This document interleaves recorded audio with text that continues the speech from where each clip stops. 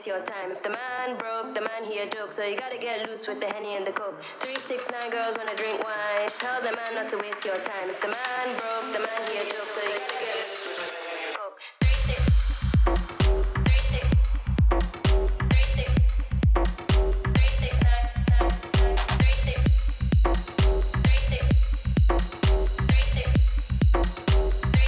girls wanna drink wine.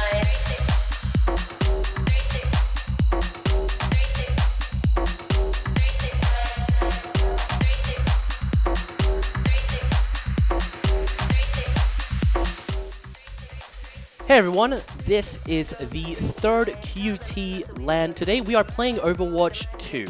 We have a 3-group round robin for you, and the first game is about to begin. I am your host, Ford. This is my co-host, Gold. Hello everyone. And the first game will begin shortly. Thank you.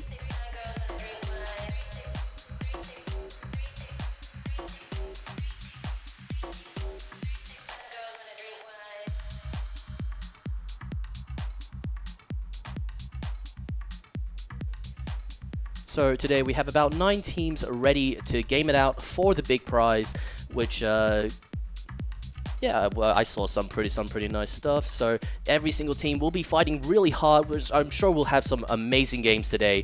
And we're off to Lijiang Tower Esperanza push incident against was it Penguin?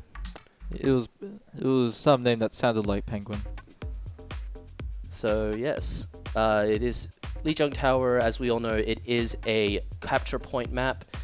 Both teams are just getting ready, and we are about to begin. Yeah. So who do you think has the advantage? Who do I think have the advantage? It's hard to say first. Each team has a pretty solid lineup from the looks of it. We have, so on Penguin, we have Junkrat, Junker Queen, my apologies, Genji, Reaper, Lucio, and Juno. Very strong characters, especially Junker Queen and Reaper and Juno. Those three have been extremely strong over the past couple seasons. And on Esperanza Push, we have Genji, Soldier, Ana, Juno, and Ryan. Also really solid picks. Looks like we're getting into the first team fight. Ooh, Junker Queen versus Reinhardt. Very for the stab. Two very strong tanks going up against each other. Looks like all supports are working at full strength, trying to keep their tanks alive, trying to keep this brawl going. Junker Queen goes in, goes for the Ana, gets sled. Ryan pushes in, gets the pin, and Junker Queen gets taken down. She got slammed. But Penguin does get the team wipe off of that. Benjamin, sorry, my apologies. Benjamin does get the team wipe off of that, and that is a full reset for Esperanza Push. Full team kill. Good job, Benjamin Zins. Push incident going in with the Genji. Trying to do some poke damage, see if they could give themselves an opening in. Taking a lot of damage. Need to use a reflect there. Tanks are now in a scuffle. Reaper goes in around. Genji tries to counter it. Genji played by middle class. Genji does go down, but he does get traded by Final on the Ryan against Lucio and Reaper. Ryan's going in, gets the pin, gets the swing, but in the meantime, Junkrat does get the trade on Soldier. So right now, the teams are both very even. Although Benjamin has been holding point for up to 42%, so this is going to be a tough fight. Yeah. Juno, Juno is the new character, correct? Yes, Juno is the new character. She's quite powerful, actually. I've played a bit of her. She has really good movement and some really good heal factors. If I remember correctly, Juno also has that new, the new Ochako Uraraka skin by Hercademia. Yes, the new update for Overwatch season. Junker Queen going after the Reinhardt, and the Reinhardt has fallen. Looks like Benjamin has won the team fight again. Esperanza will have to try something new if they would like to even this out. Benjamin Zins has gone over 50%. Now they just need the rest. Ryan's coming in. Ooh. Junker Queen does her ultimate. Does use her ult. Does get slept. Middle class trying to fight for his life. Gets the blade in. Middle class pulls his ultimate. Will this be enough to turn the tide? It has not. Lucio did counter ult with his beat, so that pretty much did negate all of Genji Blade's damage. Slim Jimbo going in for Reaper. We have changed perspectives to Queso and Juno again. I have not seen much of Juno actually. No, Juno... See, Juno is a very interesting character because she can play aggressive like Baptiste, but she can also play farther back as more of a utility support. But it does seem like Benjamin will take the first point against Esperanza push incident. But can they hold this lead? Can they hold it indeed? The first map is down. The second one will begin shortly. Let's have a look at the team compositions for a second. We have Fomatic changing to Winston, Queso staying as Junkrat. Junkrat. That's it. It's all good. Yeah. Slim Jim Bob staying as Ash. I can't read that. Yeah. Oh. Objective has been activated. Right, so this is the tower section of Lijiang Tower. There's lots of gaps. You gotta stay wary of the gaps. Yeah, which actually makes this capture point pretty much a trap for anyone who decides to stay in point. So you have to fight around this bridge area, as you can see where they're currently fighting. Scamason's getting dived by Winston, but he does get saved by Juno with the heal. Gets Suzu. Winston is tanking a lot of damage. Ryan's been holding off the bridge. And Esperanza push incident will get the first cap. And Ash is going for that trick shot. Or not. Let's see. Ryan's using utility. Esperanza push incident using their abilities very well to hold the back. Ryan just goes off the edge. I think he got booted by Lucio from the looks of it. He got booted by Lucio.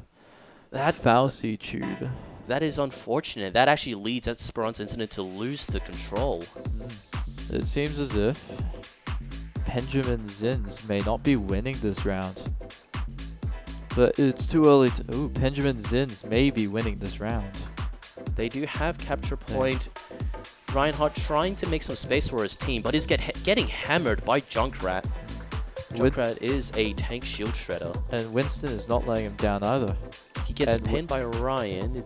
Winston's trying to make an escape. His supports do bail him out. So that's a Ryan shatter. He does get 2 off of that. Double kill. But gets and taken Juno out. has annihilated him.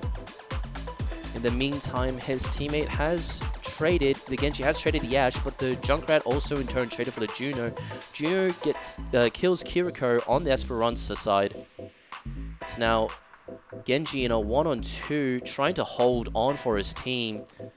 Juno hasn't been nerfed yet, has she? Her ult, I believe, has been nerfed, yes. Really? From a 7-second duration to a 6-second duration. A whole second? It might not seem much, but a whole second means a lot in Overwatch. Yeah, such a fast-paced game means 1 second could mean the entire match. Junkrat coming in, getting a pick, but gets pinned by Ryan. He got annihilated by Ryan. Absolutely did. Oof, Ash coming in. Ash's ultimate is ready, and she used it. Lucio also beat it to give them an extra boost of health, but it seems like Genji is on point, trying to contest it. He does get the Winston and Ash to peel, but I don't think it's enough for them to capture the point. Winston coming in. Winston is not on their team. Double kill. The Ryan does pin Winston off the map. What a pick. The tanks are now off the field, are now out of play for a certain duration. It is now up to the support and DPS to win. Genji did not win that. No, he did not. And Benjamin Zins wins the overall round. Congrats. Let's see who has player of the game. Quite the hard-fought battle. Junkrat with Queso. the play of the game. Queso, congratulations. 2, 3. A very nice 3 kill to help his team win that 4 team fight. kills. 4. 4. So that game does go to Benjamin Zins. Push Congrats. Incident being down. That was quite the hard-fought game, wasn't it? It was. Very close games on the first map and the second one. Both teams fought very hard. Some very incredible individual skill performance from both teams. Who would you think was the biggest player on their team, on each team? Honestly, I have to agree with the player of the game. It's got to be Queso. It's got to be Queso, Yeah. That 4K Junkrat pick into Push Incident just completely wiped them off that. And he kept shredding Reinhardt's shields. Yeah, he placed a lot of pressure on the Reinhardt, that is correct. Yeah. So,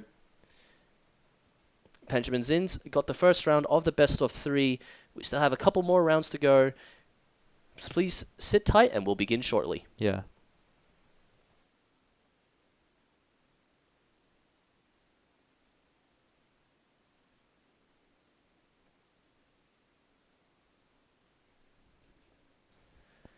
So we have switched to King's Row. This is, I believe, it should be Esperanza Push Incident's pick, as they sing. I'm pretty sure it is, since they've lost the first map.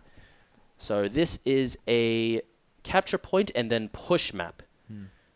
So, interesting thing about King's Row, the first push out of spawn is very difficult, especially if you have a really good Widow or a really good sniper on the defender's side. There are a lot of high ground places here. Yes, yep.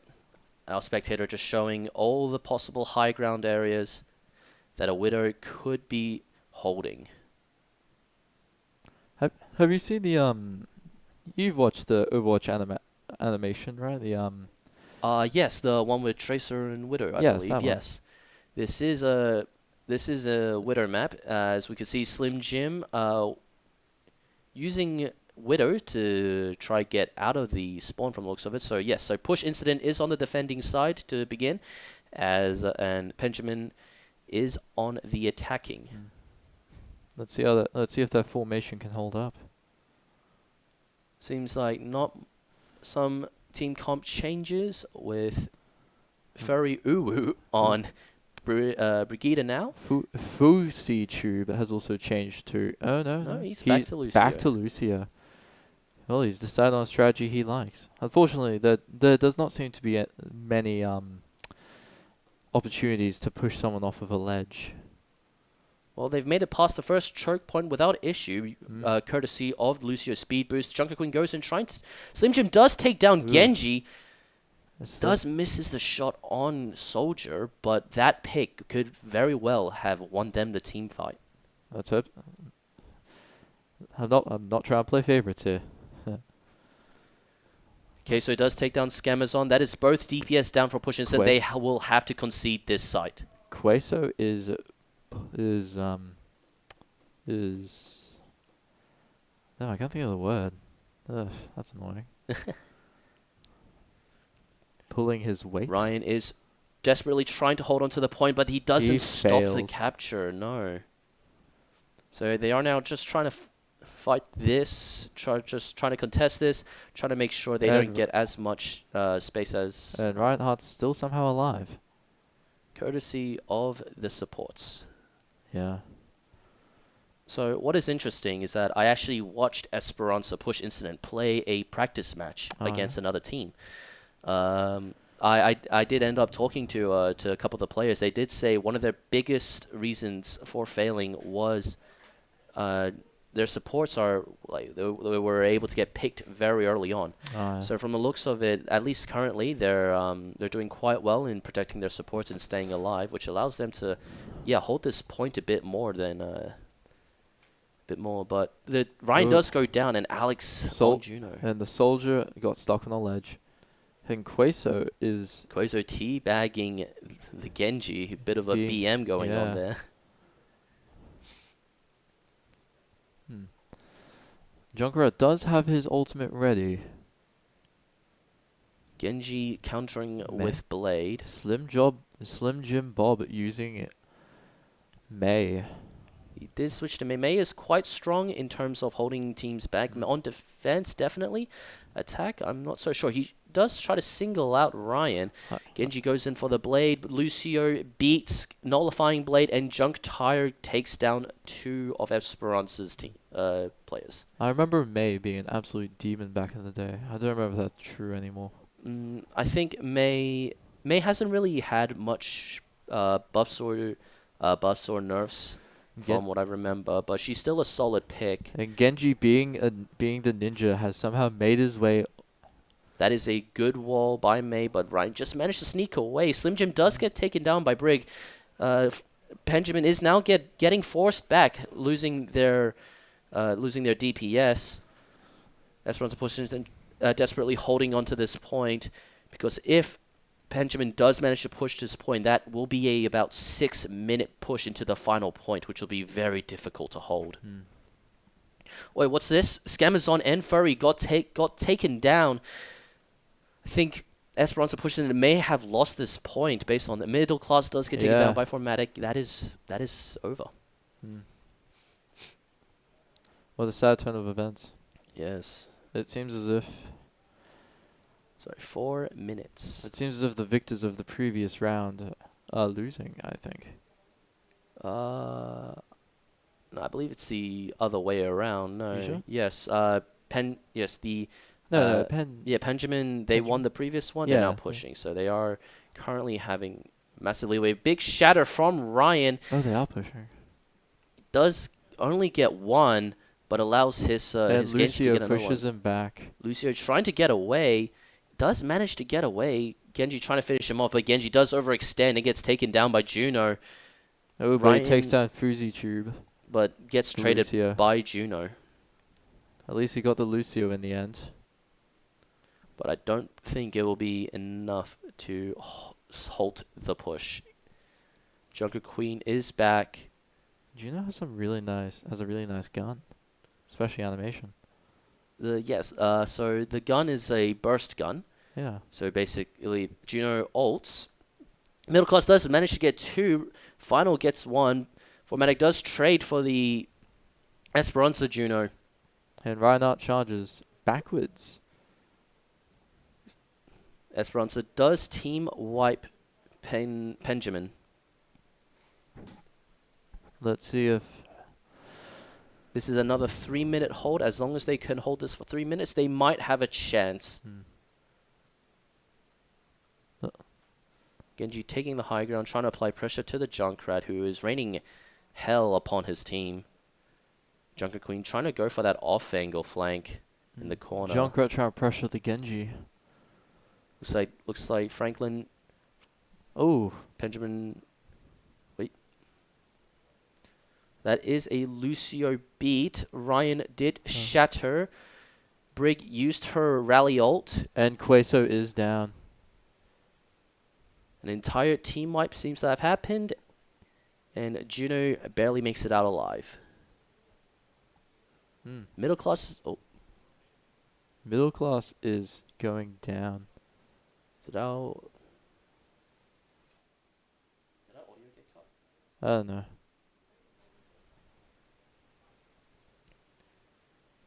Hello? Another team fight. Junker Queen taking the front line.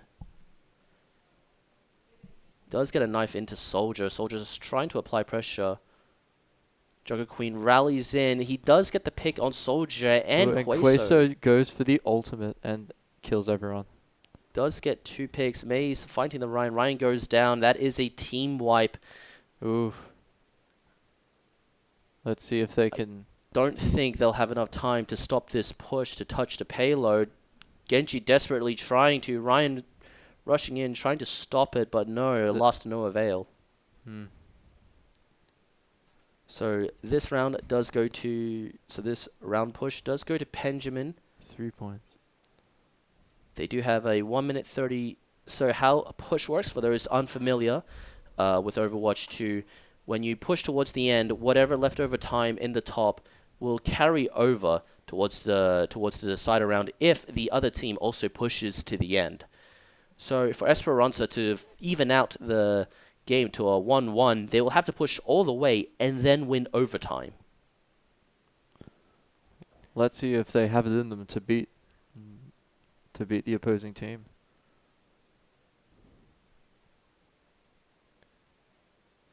Oof, Ramrada. A Ram switch from Formatic from Junker Queen. FuziTube going Baptiste and Alex going for Ana instead. I'm definitely more of a Junker Queen player myself than the Ramrada one. Ram did actually get a nerf this did. season.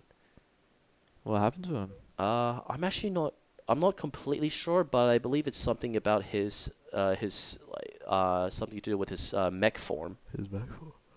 Right. Does his mech form have a time limit?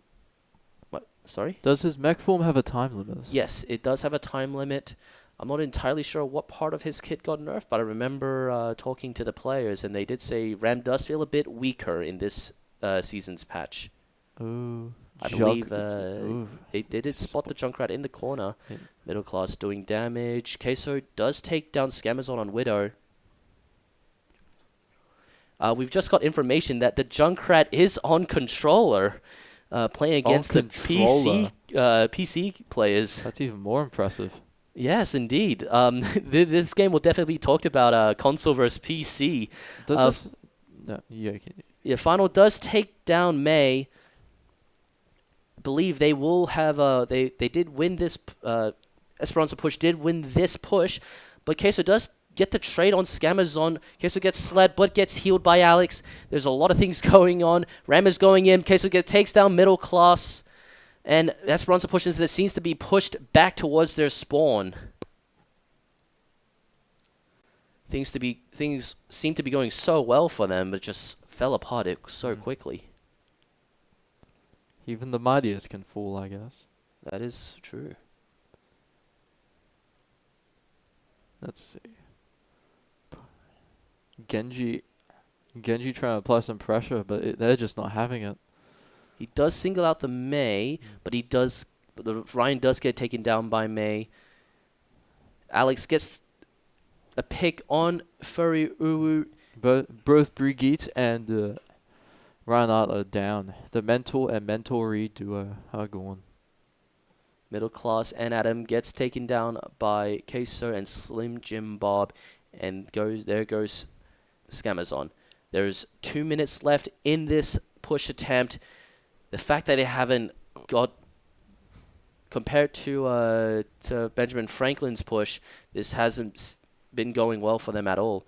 Ryan does manage to sneak up top, trying to take some attention away from his team for them to push out of the choke. May's ultimate is fully charged. Singles out Ryan. Genji goes in for the ult. Ramacha tries to counter with his. And Queso is dead, is he? No, he hangs he survived. on. He hangs on and gets the pick on Genji instead. The revenge kill. Despite using 2 of their ults, Esperanza push still have not secured this point.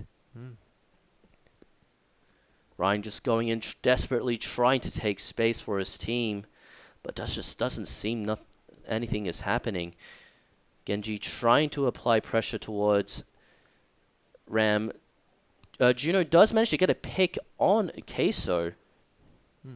It is now a 5v4 player advantage on Esperanza. Let's see if they can capitalize it. Ryan goes in, pins Mei. He's now applying more pressure and damage. Genji gets slept, but he doesn't die. Ram is singled out. He won't die. I think Ram goes down here. Yes, Adam takes down Ram with the help of our team. And Reinhardt is going for the double kill. Oh, he gets the push in. He kills the support. Ooh, but can Queso kill it? Ooh. Queso does a lot of Junkrat does a lot of damage. Yes, that's what happens when a tank overextends towards a Junkrat. He does get taken down. This might prove difficult for Esperanza push. It seems as if Pink team is good at defense. Right. Yeah. Alright, so Frank's in. Esperanza Push has gotten past the second choke, but they now need to make their way towards this second capture point.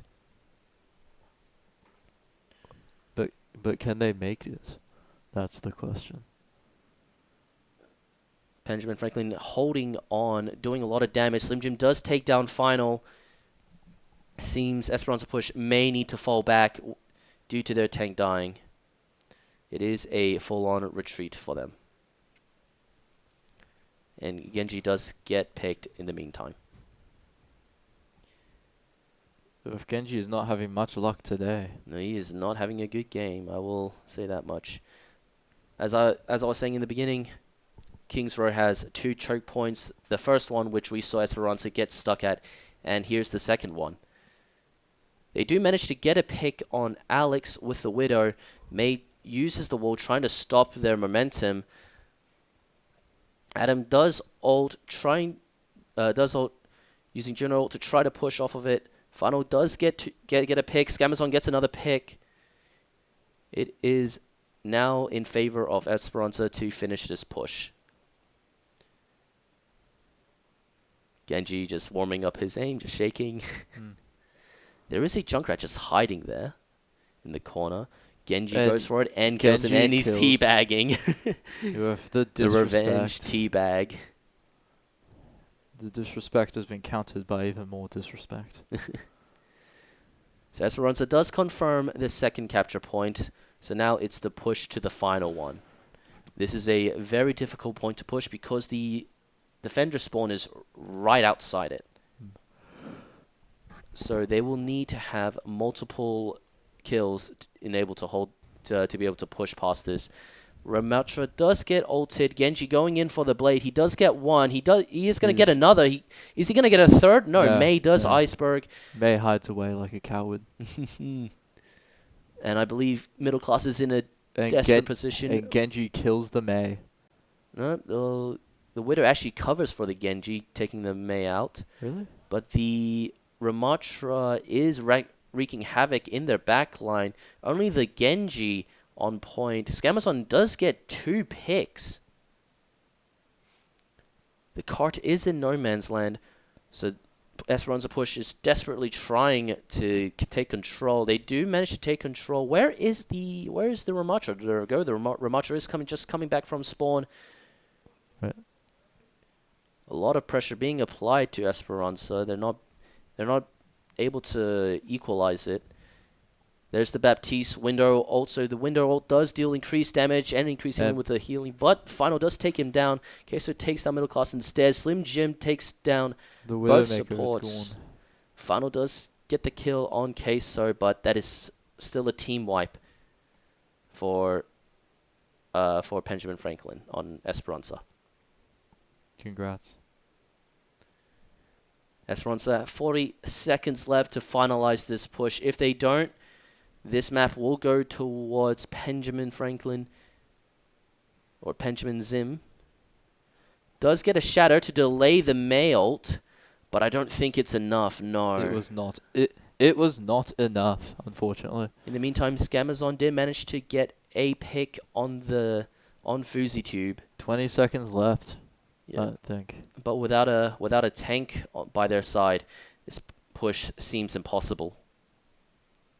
I am not holding out hope, unfortunately. 5, 4. The tank is back, but he seemed to got stunned. I'm not sure what happened there. We're in overtime. We are in overtime. So the moment they get off the point, get off the cart, the timer will start ticking down. So they have to stay alive. They have to fight for this. Their lives are at stake. Okay, so it does get a pick on the Widow. Ryan desperately trying to hold it. And May's going in, damaging the Ryan. Brick goes down, Adam goes down, Final goes down. It's only the Genji, and he's too far away from the cart. And Frankson wins this map. Let's see who has play of the game. Ooh, Slim Jim Bob as May, play of the game. That was unexpected. May did apply constant constant pressure throughout the game.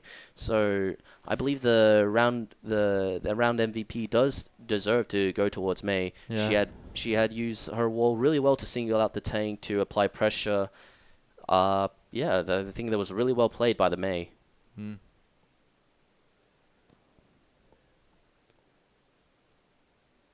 Alright. So we are now just going to take a quick break while we sort out the next game. I hope you will stay tuned for later on. We have more games coming in, and they'll all be just as exciting as the previous two.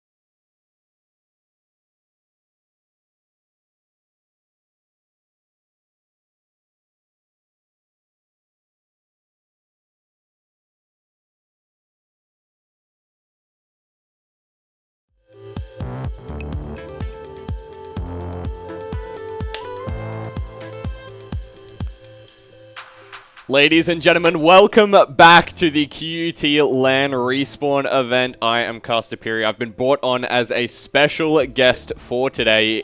We are here with some Overwatch 2 with these two handsome men. Alex. Turtle, better known as FouseyTube. Turtle and FouseyTube. He's made his way over from sunny LA into sunny QUT. Guys, it's going to be an absolute banger series of games today. You would have seen our first one earlier on. I think we've got, what, 8 teams in this competition? 9 teams in this competition so far. A sick little round-robin event, and then that finals bracket that we'll be working our way on up, and we'll be jumping into game number 2 of today very, very shortly. Gentlemen, let's discuss the meta, because I personally have not played Overwatch since 2018. It has been That's a long time. A very, very long time. So, what's hot nowadays? What's good? I've seen there's some My Hero Academia skins in, some Transformers. The collab came out this morning. And so I haven't seen the skin yet. I thought John would have bought it, but John didn't buy it. Final. Yeah, well, we've seen a lot of Reinhardt today, especially from Final. A lot of Rush comps and a lot of Juno comps. Juno being really strong at the in this current meta. Okay. So I recognize one of those names. I recognize Reinhardt. Reinhardt, he's been around since day one. What makes Juno so strong as a support hero? There's only 2 supports that can provide speed, and that's Lucio and Juno. Okay. And Juno just does it better. Juno just does it better. Okay, really? Yeah. What makes it? Because I remember Lucio back when I used to play him. His aura that he had, it was like 30 meters, and then it shrunk it down like super tiny. Is that why Juno applies it better? Is hers faster, or is it like a wider? In these games, Juno has a deployable speed, so it's a ring. And you walk through it and you gain speed. Okay, so awesome. Hopefully, we see some Juno gameplay here. Like a little hypergate type much. thing. Sweet. Well, our 2 teams today that we've got going on. I'm trying to zoom in and see what is it? 5 second CD and 1 BBF. 1 BBF on the blue side. One block beef jump, dude. Oh. Parkour civilization. That's an absolute masterclass. Are you gonna take the 1 block jump for the chicken, or are you gonna go that 1 block vertical jump for the beef? Well, let's hopefully see that they take the 1 block jump for the beef today and pull out a good game. Yeah, I mean, any predictions based on drafts? You mentioned like anything rush or anything dive heavy, Reinhardt, Juno. Is that what we're expecting to see? I'm predicting hopefully a Ramatra mirror, because this map is really good, really strong for Ramatra, especially for Juno as well. But we're actually going to see a Winston Sigma matchup with a Mercy Lifeweaver. Zomboy on the Sigma. Usually we see him on the Junkrat. He's usually on the Junkrat, and so we have a Junkrat 1 trick playing Sigma. So this will be entertaining. Oh, they're posing together. This is wholesome. This is a really nice moment. A little bit of off-roll shenanigans maybe. I see a Farah Mercy on Timeless since 2018. 2018. That has been an OG one, right? That's like the one thing I recognize. The issue with the Farah Mercy, though, is they're running a double kit scan with a Ana and a Juno. Ash Soldier. It's going to be pretty hard for the Farah Mercy to get value. Very hard. But, you know, I've seen worse things in my life. Yeah. If you played ranked in Masters, you've seen terrible things. Speaking of Masters, right? What's like the average rank that we'd be looking at in the comp today? Is there a bunch of newbies going on, or is like some high elo players like JJ and Overwatch? In this game, we probably have about a gold gold average. Okay. Gold plat. And then, so the 2 highest teams would probably be us and Jay, right? Yeah, the iCarly and Benjamins. They're the 2 favorites coming into this comp. But having a look at Nugget Boy on the Ashe, he's taking a very wide off angle. Really pressuring their supports. Follow up wherever. Kraken coming here. The Farah's just forced out, and it's a fight win for the double hit skin comp. Of 1 block beef jump. Lord Rose and Nugget Boy getting it done, killing the backline DPS, and then just see if Panda Sam goes down here. He's managed to use a very defensive bubble there. Good bubble usage. Pedal platform's gone down. Jumping in front of the rock. Soldier Jaws is going low. Can't seem to get an angle onto this Winston here. We see the Juno speedring go down. But Farah killed by Fluid Rose on the right side. And life grip back. And they've wasted tree here, going for a very risky nice and res. it pays off. Zomboy's got a really good rock in there, but the primal Panda is Sam committed. with the juggle mechanics. All while this is happening, 1 block beef jump has got the cap though. It's got to be very fast spawns for Fluid Rose. Brown goes down, shortly followed by Jaws. Panda Sam trading out the back line. Getting it finished. See, there's a good opportunity there to split this here. We have it coming up on the Juno Ray.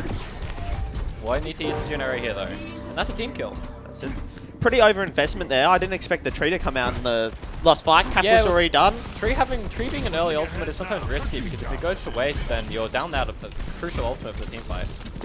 And 1 block beef jump coming up on 3 ults, 4 ults now, where The other team's only got Mercy. And Sigholt coming up very soon. But Looking for a big flux. he needs to get a big flux. Early Bob. Shooting out Zomboid. He's just going to use his kinetic grasp Far to on the heal right that. side, finds one, gets Ripped gripped in. away. Good grip. That's a lot of the util forced out though, just for the Bob. We're going to see a Oh, and clutch the- here. Into the Oh, Juno it's Ray is a bit- ambitious. Juno Ray comes down. And we've got the- seen it's Battle Battle Mercy Mercy. kill Nugget Boy. And Battle Let's- Lifeweaver falls to Panda Sam. Is this how you expected this match to go? This seems to be a pretty convincing win for one beef jump. Now they've just got to die on point and hope for one final fight. But the Nano Winston is coming out, all the Nano Visor, and it'll be very hard. Fluid Rose killing everyone. Not even a Jaws. trade with the Visor. Unable to trade, especially with that Nano Monkey in your face. Not much you can do here. Now all we have is the captain or the Sigil online. Can he get any value with it? He needs to get a 5-man to win this. I don't think he'll get an opportunity to use it. Farah down, He has to use it. He has He to has- force his ultimate here. but he's got to stay on the ground and with no touch. shield left. Are we going to see a flux in the back line? He's low. Oh, it's And looking like he and won't get that's the it. plugs out. It's He- looking like one block beef jump will full cap this within 3 minutes.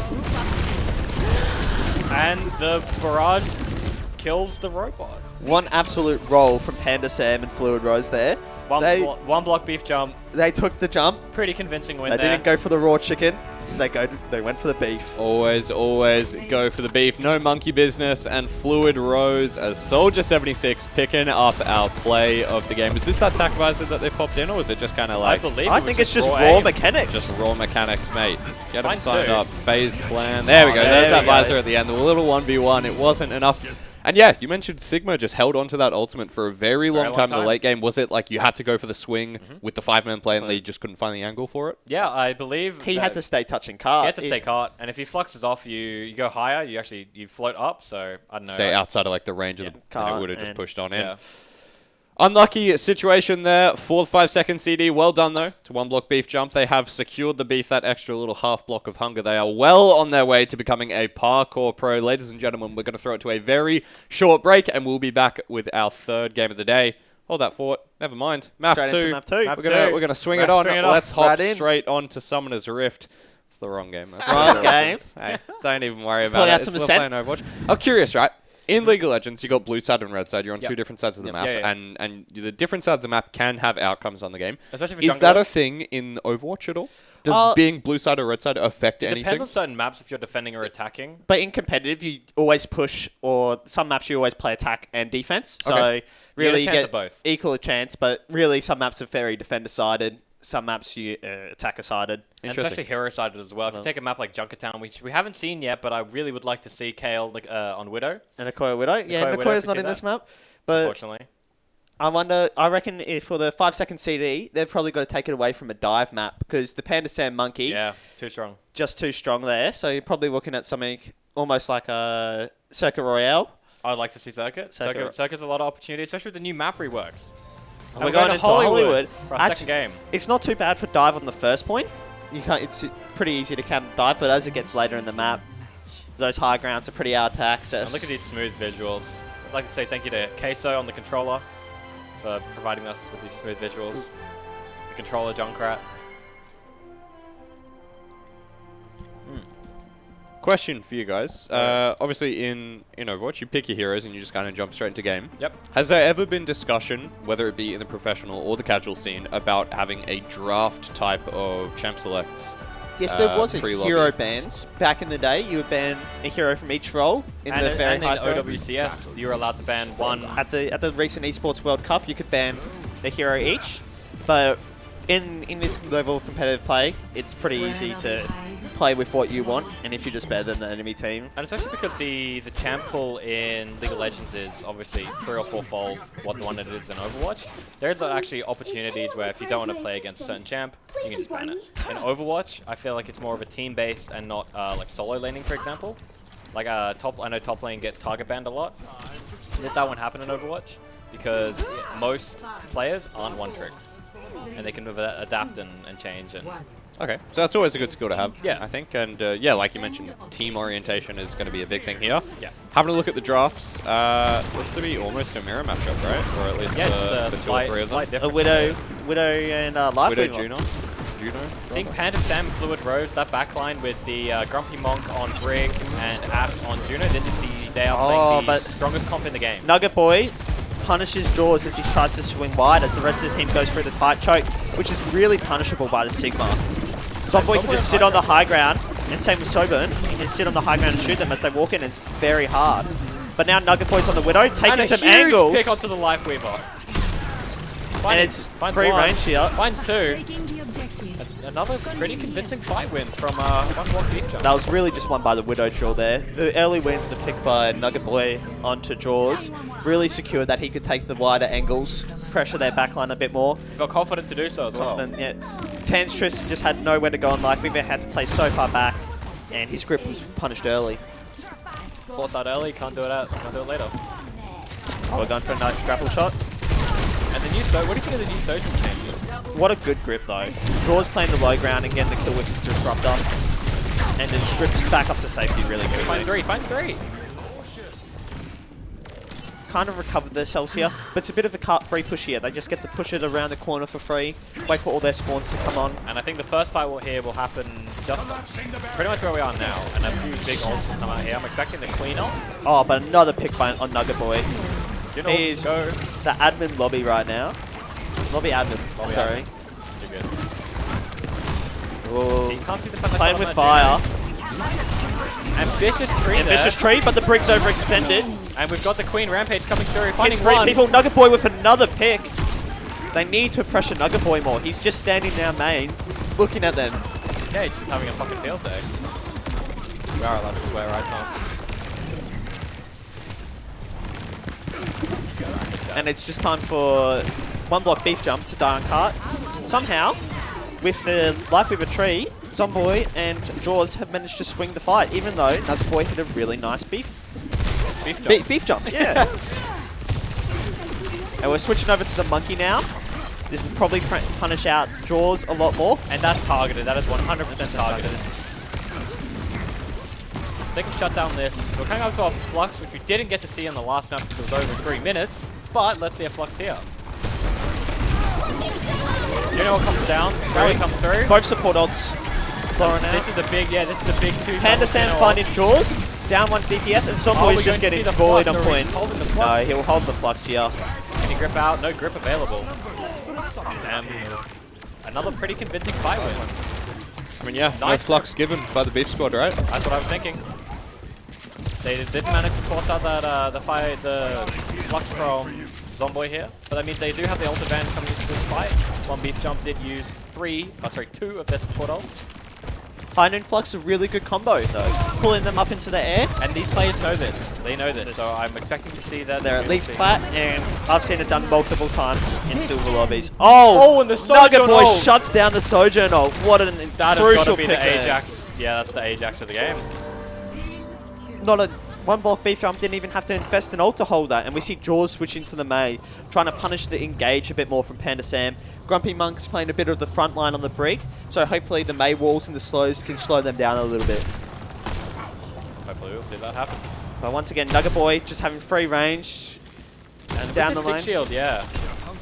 I'm surprised never see a Ramatra after the changes. What's your opinion on the? I know we played with Formatics Ram. Look, it's really good. Monkey is really bad against the new Ramatra. She can just shoot his bubble. Yep. And the slow stops his dives, but a nice juggle from Panda Sam stopping the cast. But it's time to jump out. Pretty safely. Onto that Mega, no problem. We're still holding on to this. Panda Sam Sobu done. That's a tree invested in. They can just free push it because there's no real DPS to punish Panda Sam, so it's just a free push, and they're getting to the final fight now. And it's coming pretty close to the end here. We still have High Noon and Flux available. I really want to see these ultimate shields before the game ends. Zomboy does find Grumpy Monk, so they will be able to stabilize, and Panda Sam does go down. They find two, they can stabilize this. Nugget Boy finds another one. Can he get another? Oh, they punch him out. But now one block Beef Jump, they're coming up on both support ults and Visor. Nugget Boy just punishes the Juno overextend. But I think it's just a bit of scrappy fight. Oh, they choose to commit. Oh, they've committed, and we're swapping over to the Mercy here. Can they get the res on their late picks? No. Like I said, we're still holding on to this slot. So Mercy they're down. gonna have to win it through this slot. We've had another Juno ult. Mirror Juno ult, but Visor coming out, Rally and coming Brig out. ult. And it's looking We're like we not won't gonna get a Flux. We're not going to get a Flux. Right, so that they cap with 240 seconds. All we want, some boys, a Flux. Can he please give it to us? If he Ajax Flux up. I don't know, maybe his Q key's broken, right? Yeah, maybe. He's just Broken. unbound it or something. 2 minutes, 39 seconds remaining. A very clean little 3-0 there from One Block Beef Jump. Can 5 second CD bring it back? From what I've seen so far, there's not a fucking chance, boys. It's looking pretty hard. It's not This looking good. Zomboy, I reckon it's time to bring out a different hero. Maybe a Queen to punish the monkey a bit more. Maybe even a Malga. But Sig is not it. Sig is, yeah. We're holding on to this Flux, which is our big tank game-changing ultimate, you know. Pretty much undodgeable. Can win fights, especially with the Brig. The Brig is really easy to hit with the Flux. But Can't really escape. Even the Widow just is stuck in the backline. But we see Fluid Rose coming out of the Torbjorn. But Zomboy Zomboy's hit up Doomfist. hit on the Doomfist, and with a Sombra, so we're looking at a very aggressive comp here. I'm hoping that he punches in with his cooldown, so he gets pulled out by the Lifeweaver. That would be a wombo combo. We could see some nice pick potential on the Widowmaker on Nugget Boy, but hopefully Grumpy Mug on the Brig, there to defend him. We'll see what happens. It's kind of like rock, paper, scissors. Rock, here, paper, really. scissors. Can the Brig defend the Doom? We'll see. Or can the Doom Sombra get more value? The new Sombra changes as well going live with the Opportunist passive coming back. What is your thoughts on that one? I think she's really good at pick potential. Okay. Takes a lot longer for her to set up. Damn. Already in the translocator, a bit early, not realizing about the new passive. Sombra was recently changed context period. Oh, Nugget Okay, Boy break just it a down, pick yeah, off break the it down. back. Break down the Sombra changes instead of for having us. permanent invisibility, it's tied to her translocator, which is a teleport. And they buffed her ability to do damage, but they nerfed the fact that she is no longer perma-stealth. So see how her stealth here?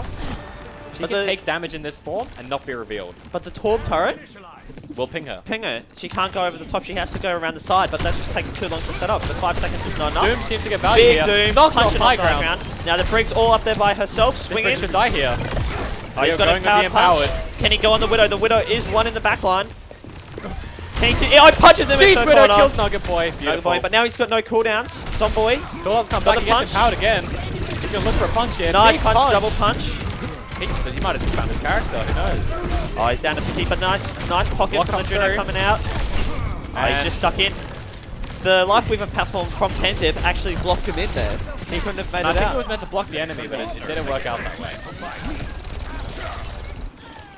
And Fluid Rose really looking good on the Torb. Not dying here. And we see Panda Sam come up to the first, probably likely the first ultimate of the game, which will be his His own Balloon Flux. Can we finally see a Flux come out? I would love to see a Flux. Hey, Hope the Sombra does have the hack though, so if he goes too far up in the air That's or an gets Ajax. too That greedy would be with an it, Ajax. he gets hacked out of his Flux. That could be bad news. But also both Junos farming their ults really quickly. Combo point tight again. And Really good punish from the Rock. The Torb overclocked used. And now it's just a and they have disengage. to reset the fight. 5 second cooldown. That's just a good time waste there. We're coming up to 2 minutes left and no single ult on the board yet, so Panda Sam can just have free range of this Flux. Now, if he's smart, he'll track where the Sombra is and her hack cooldown. Otherwise, he will be punished and he'll get Ajax for it. But have a look at this. They're just they're shielding the turret. They're not letting the Sombra get through with her cooldowns. The turret is doing God's work here. Doom once again dived up to the top and he's rocked. Oh, the Flux come out. Oh, it hits the Juno. Hits the Sombra and it's a double kill from the Flux. And that's what we were talking about previously. That Flux was the fight-winning position there, and they won with it. That's what we want to see from Zomboy the whole Originally game. from Zomboy, but But Nugget Boy, he's just keep getting kills. He hasn't really been getting the picks to start the fights right now, but he's always finishing them. he's a good finisher. But the DPS line from One Block Beef Jump, absolutely astounding. Complete domination against the 5 second CD. We do have ults on the board here from both teams, so let's see how we'll have the Mirror Juno ult. I reckon we're going to see a Mirror Juno ult, and we're going to see the Brig rally as well. If you stack the rallies over the Juno ult, We see Overclock come through, we see Mirror Juno ult Juno come ult, through, Juno ult save Overclock. burn. We see both Mirror and the Juno ult. High noon, Overclock high comes through, noon. finds Oh, one. triple high noon. Triple high noon from Nugget Boy. That was a 7 ult fight. Massive fight. Now there's only one fight left and the only ults on the board. Zomboy's Doom ult, which isn't really good against a Brig, Torb, Juno And, and the rally, which is really good at slowing the pushes down. That's such a bad death there as well for Zombie because it's staggering the recalls. He's going to have his ultimate up, but the rest of his team aren't going to be there, and it's going to be that same situation of them trying to start a 4v5 without a tank. True. Fortunately, Doomfist has the highest mobility tank, so it shouldn't be that long. But yeah, the 12-second death timer, But we're coming up on a 35 seconds left, so Zomboy will probably have to use his cooldowns to touch and his ult to get out, so we can't really look at any aggressive things. And I think the rally, and Jaws gets picked early, but luckily they have a mercy for the res. He's going up. Can you punch them off the high ground? He's got to use his ult. Bit of a quick ult. Big damage! Zomboy! This is what we saw. This is generational performance here from Zomboy. We waited all game to see this happen, and this will be the fight winning if they can only kill two. But the turret is still alive. Grumpy Mug just holding on in the back line. But, an EMP there. EMP comes through. Bit of a wasted ult in my opinion. Panda Sam. 5-second cooldown has 5 players on the point. That was all we were waiting for. Zomboy getting needed a done. big ult. Slow cooked his ult, but he slow cooked it to perfection. And we see a touch here from... Touch from the top. Bit of an overcommitment. They're ambitious there Nugget as well. Boy came back on the tracer to touch, and now 1 block beef jump. They've only got the flux again. Now that feels slightly disrespectful from 1 block beef jump there. I think it was a lost fight. They should have just regrouped on the high ground. But they committed too many ults to that and switches. Nugget Boy now on the soldier. A bit easier to get some very long range damage on these high grounds, and pretty hard for the Kree to do anything. His range isn't really good. And we're onto the Mace Fluid Rose, and I've also noticed that the only two ults we use this fight. See the Flux coming out. It picks up the Zomboy. And he gets Ajax. We get an Ajax Flux. See, this is why Zomboy was holding on to his ult. He's scared of the Ajax. And Panda Sam shows why you don't want to be too greedy with your fluxes. Are we going to see a Turtle Jax today? Not yet. Hopefully later in the day. Hopefully later we'll see a Turtle Jax. For the viewers at home who might not be familiar with the term Ajax, Ajax is a professional Overwatch player who, in the GOATS meta, a meta entirely defined by your Lucio beat almost, he missed 6 beats in a row. He died. Died 6 while casting his 6 times while casting his beat. Zomboy is really coming alive right now. He's really farming their powered punches. And he's finding 2. The Brig and the Mage just use it, shooting into him. They come through with Jaws on the cast, gets the speed bump. Oh, he's got the switch. Oh, he can't. Can't quite. Oh, the main ice block. They should be dead here. They want to capture. Oh. But Zomboy is now his other. Oh. He's going in on the Brig. Oh, misses the Barely punch. misses the punch there. But he should be able to farm another empowered. They're going full beam characters. So it should be pretty easy for him to farm these empowered punches. Nugget Boy with another crucial pick onto Sobel. They were farming their EMP pretty quickly. That's a fight. That's the ultimate they need to win their next fight to get this push. And hopefully we'll see another Zomboy big ult come out of here. With 40 seconds on the clock, they have 1 fight to do this. Brian traded. Oh, Nugget Boy tries 10 Spirit. And it's time for a 5-second cooldown to just regroup. Can't seem to find the one. And Nugget Boy's living. Can't trade out either. And then, yes, it's dead there. We've got a 20 seconds left. Zomboy knows Zomboy's going to have to touch with his ult once again. But can he find another double kill? That's what we need. That's what they'll need. If he's done it before, they'll do it again. We have the Mercy ult as well to touch. The Velk is really good at touching. They have held this for at least 4 fights, so I would love to see it used again. 10 and seconds. The EMP is also slow cooking. Please tell me they don't. Please tell me they don't see 9. Oh no, please don't see 9. They're gonna see 9. They're C9. They see 9. Please. Oh Jesus Christ. Cloud9, baby, whether it be League of Legends, Overwatch, or anything in between, they cannot clutch it up. Very when professional it play matters. by the players here. Yeah. Usually you'd be seeing a bunch of C9s or BM in the chat, but just GG's. Respectful, Nugget Boy with the play of the game. I bet it's the Freeman Noon here. I was interested because we didn't get to see this POV. But it's with the speed they ring all just walk into his things. Beautiful. They don't clear the high ground first. It's crucial with the Doom Sombra. They need to be clearing that high ground a lot more efficiency. Otherwise, Nugget Boy would be getting away.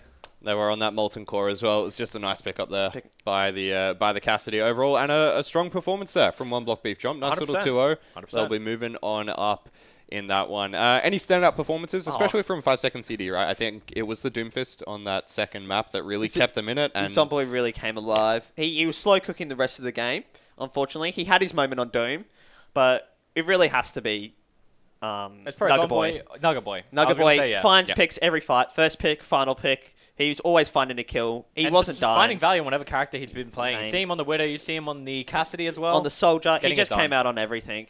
Also, Fluid Rose on the Torbjorn. They really couldn't kill them. It's honestly just the DPS line gap from I mean, the block value beef that trap. that turret had in the high ground with the Sigma shield in front Yeah, of it, right? It was huge like having value. a sixth player. Pretty It's much. pretty much, Pretty yeah. much. Made it very tricky for the other squad, but a nice win there overall from One Block Beef Jump. We're going to throw it to a short break, ladies and gentlemen, and we will be right back for our next game of the day when we return.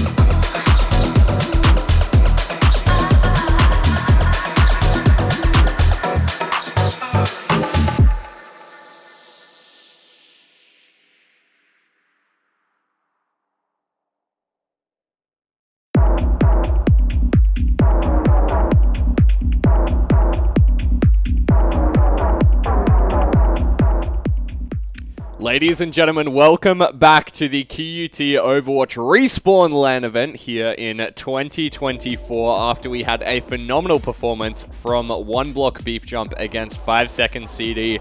We have some brand new faces joining us on the, whatever the map it is, I can't really say Summoner's Rift anymore because there's different maps in Overwatch, and 2 casters, which I believe you guys casted the first game of the day, was that correct? I casted the first game, and it was very fun. It was very fun, awesome. Game to watch. Yeah. Nice. Well, introduce yourselves to the camera, starting with our first caster. Yep. I'm a Ford.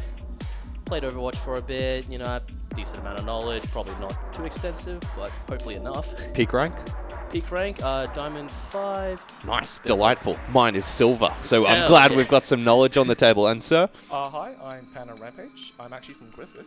Nice. And yeah, I've peaked in GM and support. But Nice. I'm kind of washed now, so I'm basically a part-time player. That makes many of us. Who's your favorite support hero to play of all time? We'll ignore the current meta. Just what's your favorite one? All time, that is the preference. Yes. I would say Ana. It has to be Ana. Nice. Such a great hero. Awesome. Yeah, I remember when Ana first got added to the game back in 2017, whenever it was. That was really the time to be alive. Ladies and gentlemen, let's jump straight back on to New Queen Street for our first game of this series. I believe our team titles are going to be incorrect so far. It is not 5 Second CD and One Block Beef Jump. I think it is, in fact, Team Norway, captained by Jalen Overwatch, professional player for teams such as Mud Dogs, Direwolves, and many other organizations. So we'll have to wait and see. Nakoya as well. That's a familiar face I recognize. A little bit of a Phelios one trick in League of Legends. Let's see how he goes in Overwatch. I believe he has hit Diamond before on the support role. Any thoughts so far on the heroes that these guys have locked in? We'll throw it up on a big screen in just a second so you have a little bit of a nicer read for it. But anything standing out for Plus Ultra on the left-hand side so far? Yeah, so far what we can see here is there seems to be switching to Doomfist. So they have a Doomfist Jay on Tracer, Lord Jard on Ari, Soldier Gen 6, and Moira. Seems like they're going for a bit of more of a brawl comp. So Jalen might want to go for a bit of a dive, try to get into the backline with Doom also going with her. Yes, that is pretty much how Tracer and Doom will pair towards each other. Doom trying to go in, trying to disrupt the play, while Tracer tries to sneak in, try to secure the pick for the Doom, for the team. Yep. Oh, Storm getting the first pick on Morris is Cassie. That is not good. Technically Cassie is the best counter against Tracer, so their backline's going to suffer a bit for that. Ghost getting a good pick on Jalen. That's going to be pretty rough in the first fight. So far, both sides lost one. Going in to get that good punch. Let's see if he does not manage to actually finish him off. Oh, no, he gets does. the pick. Alright, going to the next person. The Widow trying to get the Widow off the high ground, disrupting the cover fire. Does have to block to minimize damage taken. He's still there disrupting the team. He's staying alive quite well. Widow does manage to get away relatively unscathed, but he does seem to get picked here. Not giving up. Getting the pick on Widow, that's pretty impressive. Jenny getting the pick on Warris. So far, there's still 2-3 down, so it seems like they lost the first fight. So they get a good first push for 15 seconds before the next fight. Getting the sleep, unfortunately, not going to be able to do anything to finish it off. It was a nice positioning by Doomfist, right? Knocking immediately onto Baptiste on the backline to deny as much of their healing, and then taking Widow down from the high ground, which of course is where that hero does excel. So nice positioning overall from Storm, and dashing back will finally fall on down, but nice lead for Plus Ultra to kick things off.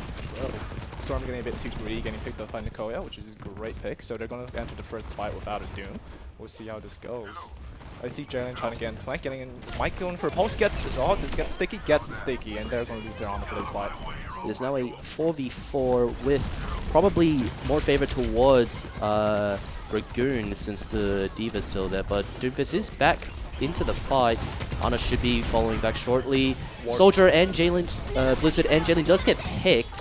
It's now a 5v3. I believe Dragoon will have to... Dragoon does have the advantage here, and Plus Ultra will have to fall back on this push unless they can pull something out. Oh, it's a good fall. All Bike Smoke goes for a kill goal. Unfortunately, Storm still gets the punch, and I think they might lose this fight because they're now 2 down. Oh, Warris is still on point of Sugi, so this might be an interesting see if they can get a few picks here. Diva's going in, trying to take some space, forcing Plus Ultra off the high ground. It seems that Plus Ultra might, Lord Jard might be looking to use their Ilario. But we'll see who gets the anti-Diva. Oh, Diva popping Earl. Let's see if we get the fix. Unfortunately, Monkey Bubble eats it. Storm does manage to kill Sugi on the remake. Now finishing off Kiriko. Warris gets a pick on Jalen in the meantime. It's now a 4v3. Winston diving Ana, trying to take her out of the equation. Does manage to kill the Ana. Nikoya gets a double with the ult in the meantime. Believe Plus Ultra will need to concede this push. Great job by Storm on the Monkey. Unfortunately, it's not quite enough. Getting 3 picks, but their entire backline getting killed. Koya winning the 1v1. Monkey comes diving. Oh, Bit of a BM team back there. alright, so it's team in the fight. So now we have a Diva Mercy on point, and a large Monkey and Moira are in fighting. There's a Lari ball. Diva going back. Monkey going in, definitely diving to Ana. And now a full fight, and the nano into the Cassie loses. Popping ult, unfortunately not staying alive enough to gauge value.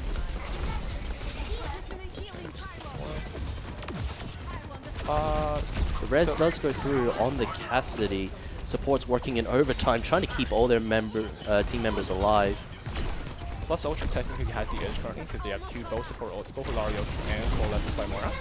So let's see if they utilize it this fight. So they just lost Jalen, unfortunately Warris gets the pick again in the fight. Storm popping out, going Primal. Just trying to stay alive. Mercy does get taken down by Soldier there. Storm looking a bit low, but Moira keeping him up. Diva does get demacked. So Ragoon is now on the retreat. Going in, gets the pick on Sugi. Nikoya getting the pick on Moira, but unfortunately Jenny coming in and doing the job and getting the 76 pick. And yeah, Storm and Jaden finish it off. Finish the backline. The classic good old Monkey Genji comp. So now looking at the ult, there it is a 3. Nikoya is very close to charging his ult, as well as a next fight. Ana should also have her nano. Looks like to be a 3-on-4 ult economy, depending on how long this fight goes for. Blizzard does get picked by Nikoya there. Alright, I am interested to see how the next fight will go, because almost everyone, apart from Blizzard Storm, and yeah, apart from Blizzard Storm, Morris, apart from ults, so there's a good chance Jay might dry a blade. Unfortunately, Jay does not get that chance. So this fight might look like a loss. If Nikoya can get a pick, which he does, it will seem even better for the next fight. Mercy does use her ult, so ult economy still remains pretty much similar, pretty much the same, 3-on-3. Guess next fight, just whatever team uses their ult better will probably win the fight. I don't believe I've seen the Lari or Moira pop their ults yet, have I? Not this fight. No, not this fight. They've been holding it for quite a while now. They've got it about. I think they've been holding it for about 3-5 minutes now. Yeah, since the start of the game, I'm not seeing. Hopefully, this might be the fight they pop it, or they're either waiting for that or waiting for a Lari and Jay blade bolt. Yep, there is the combo. Yeah, there we go, and that should secure them the push, but Jay does get low, gets taken down by the Mercy with the help of Ana.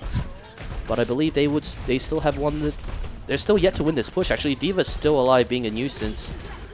Junkrat trying to force them off. They still have their tank and two supports, I believe, yes. So Nikoya is going for a little flank, see if he can get the ball, or using his ult to cut off the backline. Ana unfortunately will fall victim to that. Jalen has switched to Tracer, trying to go for a quicker and more nimble gameplay. Koyo does get 2 picks on Wintersworth and Jalen. Yes. Storm getting the pick on Morris, which is great. So I think this fight is about even. Unfortunately, Sugi pops her ult, I believe. Yes. But she's going to get her mech back, so she doesn't die just yet. So far, it's been a really tight game. Both teams contested first capture point. Diva chasing down the ball, trying to force it. Who do you think has the current edge of this game? It's been really tight. So far, it's been like win-loss fights. Honestly, I can't tell. This has been a very close fight. Each team has been using their abilities and ults accordingly. But Sugi does take down Jalen. Nikoya does take down Ligensworth. It is now a 5v3 in favor. Now 4v3. Everyone's falling like flies. Sugi just flying around, helping wherever. I believe that is a team fight won in favor of Ragoon. Yes, seems like a flawless fight, no losses. So it seems like they are switching it up. So I believe he just switched to Bastion. Now switching back to Torb. So I'm kind of interested to see why they chose this pick, because Torb into D.Va is kind of difficult. Perhaps they'll try and make use of the turret. War's coming low, getting finished off by Ilari. That was a good pick. So now they're entering this fight without one. Ilari getting the second pick on this Ghost. So now they're fighting without two. Nicoyo gets picked by Storm. A team fight won on Plus Ultra side. Wow, that fight was as clean as the one they lost before. So now it's basically as a push match you would expect. It's going back and forth between the two first points. This is quite the even match compared to the previous two matches that we've seen so far. Closest one we had today. So now they are going to get the advantage. So they're going to get the point advantage and they're going to stop pushing. So Boros jumping in, trying to stall. Just jumping into a tank full of sharks. Nicoyo does not want to get picked out here. Unfortunately, he does get by Jay, so he doesn't get to pop his ult off high ground, which is really important at this point. So now I do believe they're going to get a full clean push up the hill. There is the nano ult.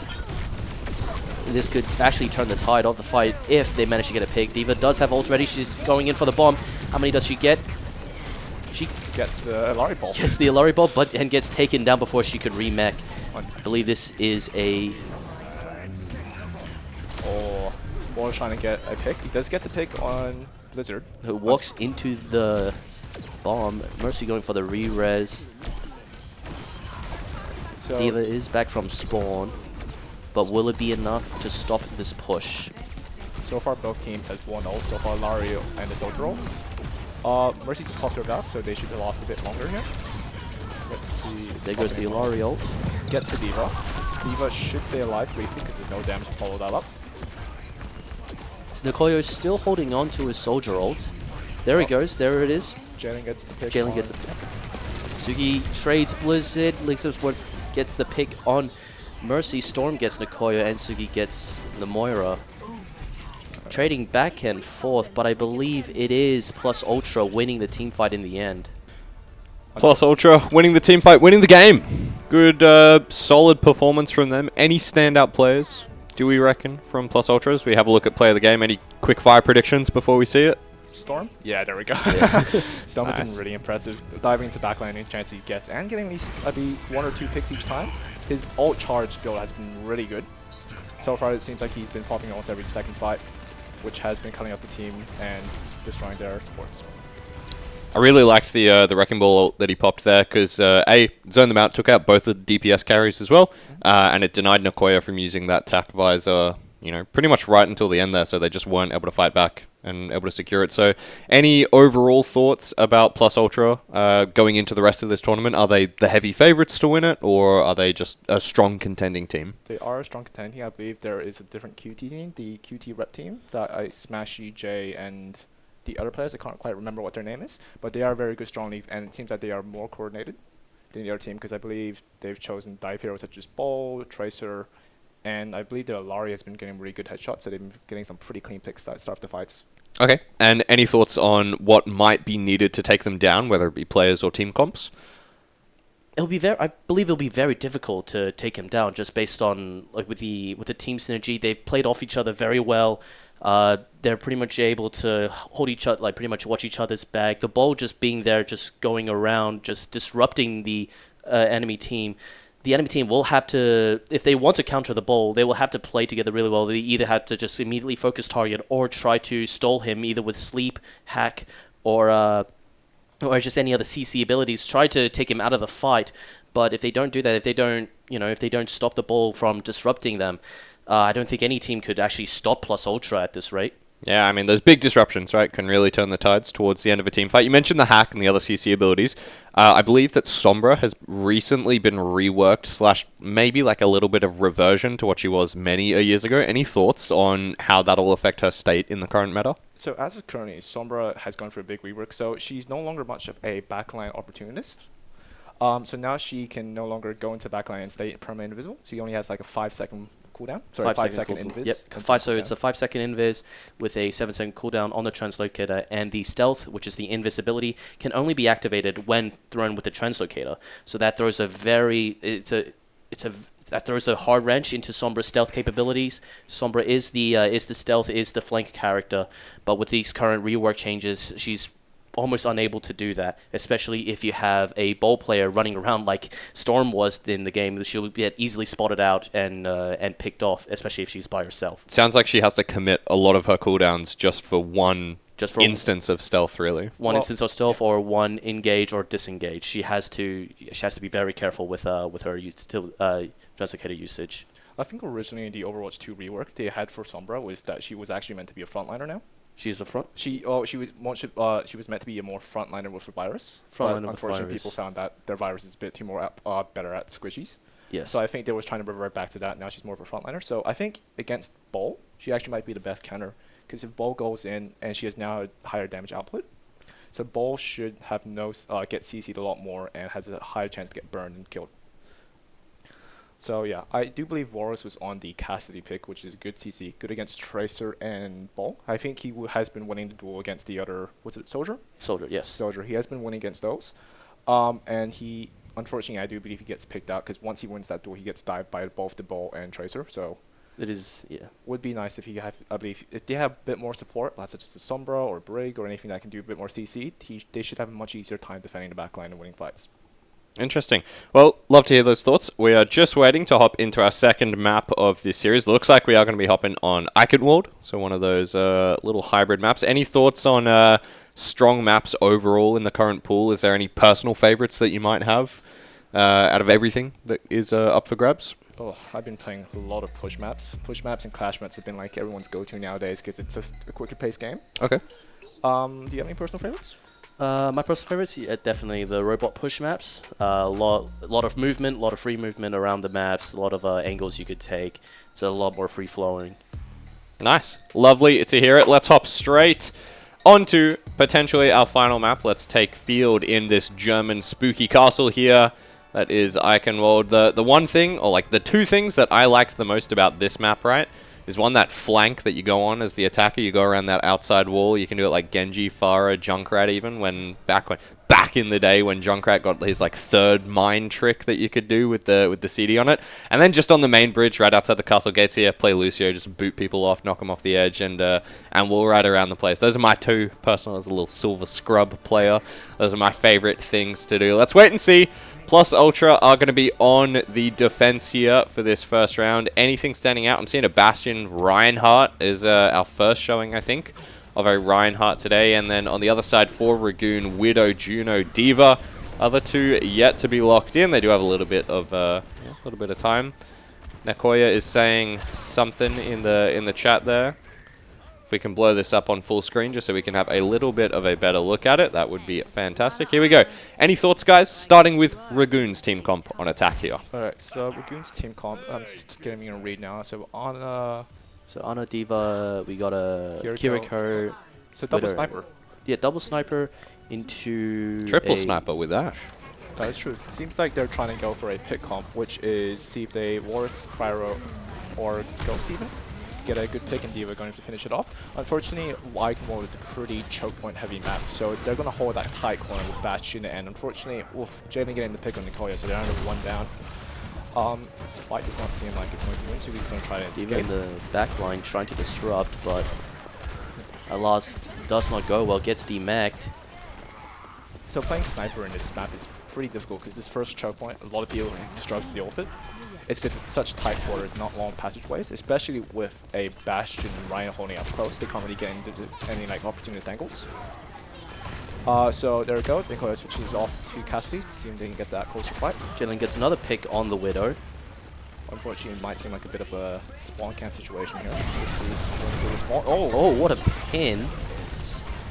Doesn't capitalize on it though. Sugi gets away scot-free. Yep, I believe he canceled the pin because if he fully pinned out, he would have went into their spawn, which is not a good place to be, which is a pretty smart play. Ryan just holding the corner, forcing the tank back.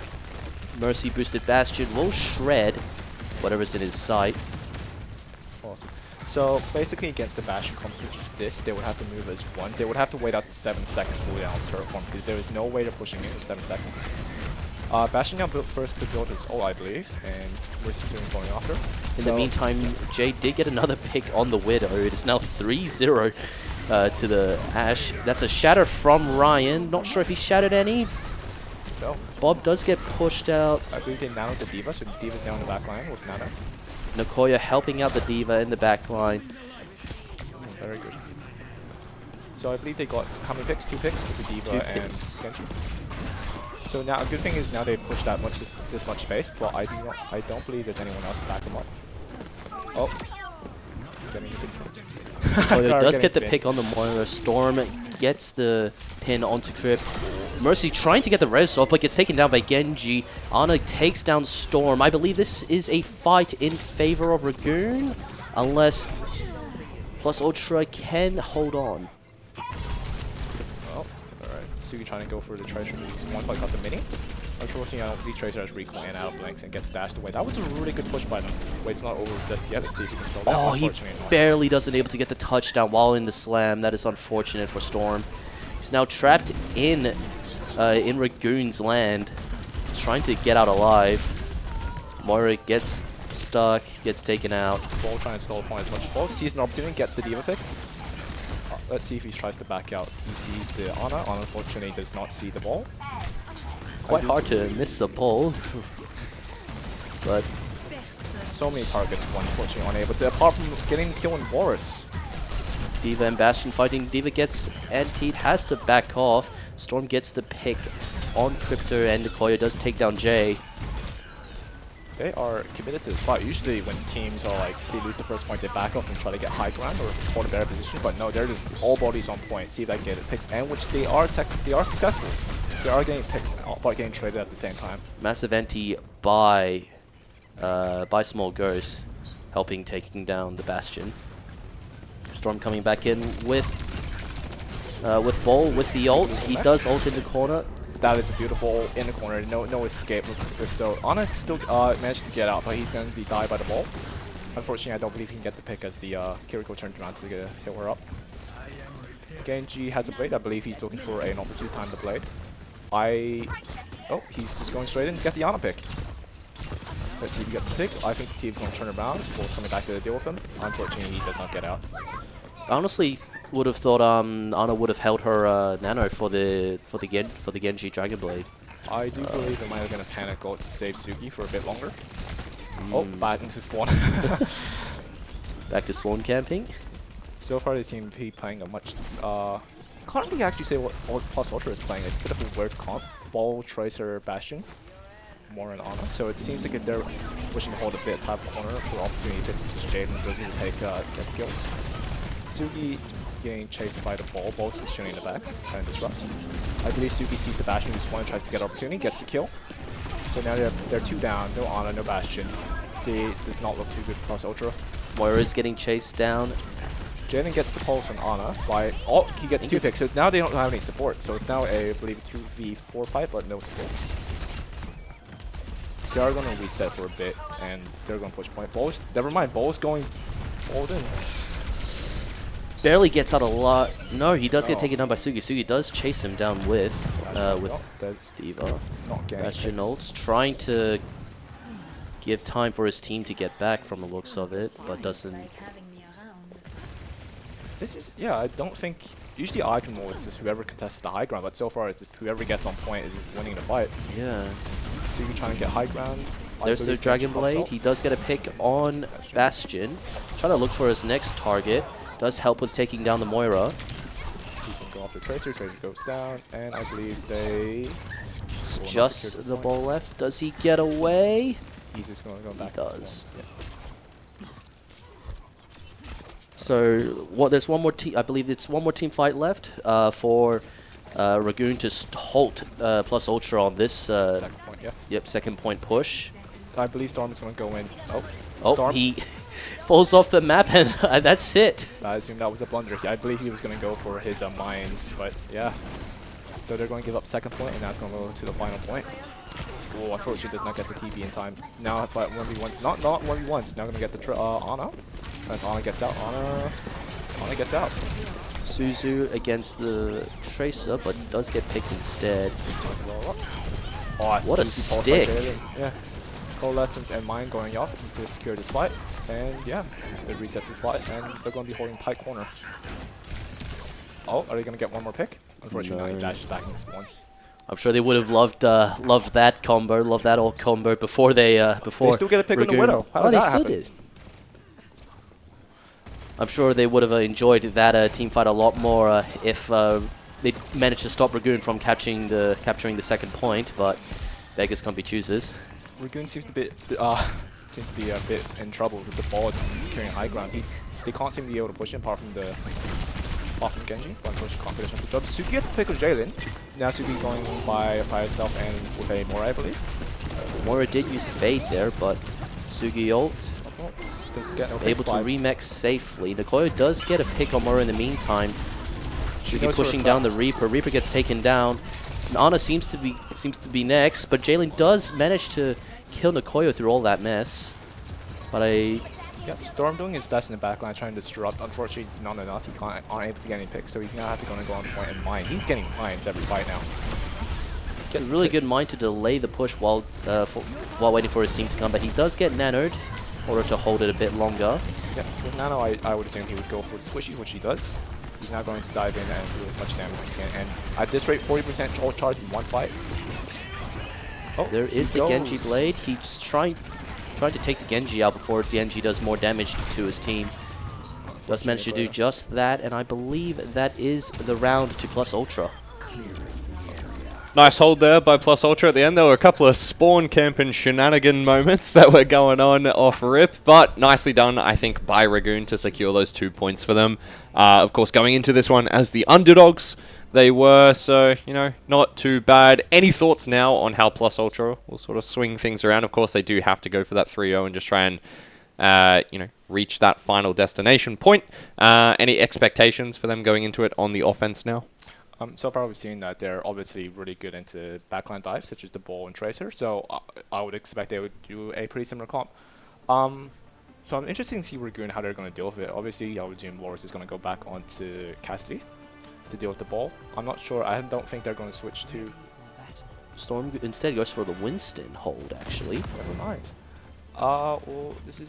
And Torb. So yeah, so Torb and Winston are very strong in Icon World, especially with the if Torb places his turret all the way at the back, it'll be very difficult to take out the turret. But they do have Soldier, and Ragoon do have Soldier and Bastion. Sorry, I just forgot the character name for a second. To combat that turret placement potentially. Okay. So Storm is in a bit of a tricky situation against a Bastion, Diva, and a Brig. He doesn't really have the advantage because the moment he dives in, he should, in theory, get melted. But of course, there being a Torb which has a high DPS output, the Bastion should go down pretty relatively quick unless Sugi's there to protect his BM. So yeah, so Storm's going to see that they have a Bastion Diva. He's going to need to go back and swap. yeah. Easily swap.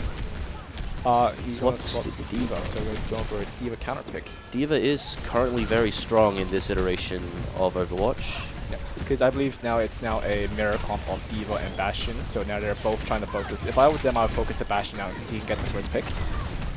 Brig helping hold it sharp, but Goa gets the first pick on Bastion, so now this should be a lot easier to hold.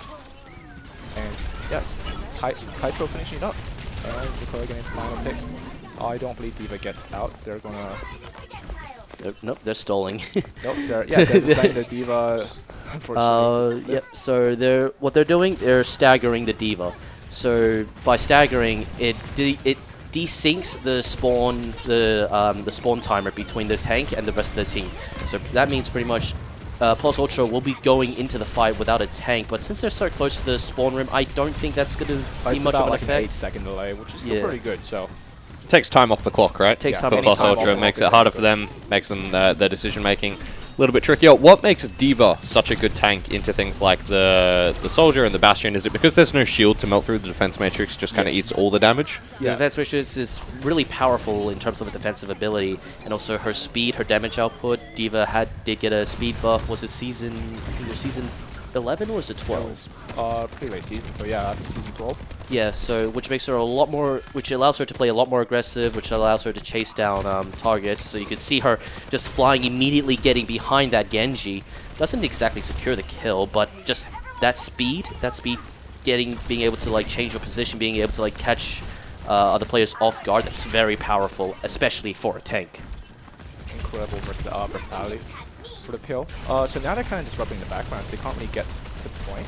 So it seems that Bull's going to try to get high ground. Diva's going to... Oh, never mind, Genji Blade. Is he going to get the pick? He gets the pick. He sees the Ana, but unfortunately Ana gets the pick on the Genji. Rig is going to get... Oh, unfortunate.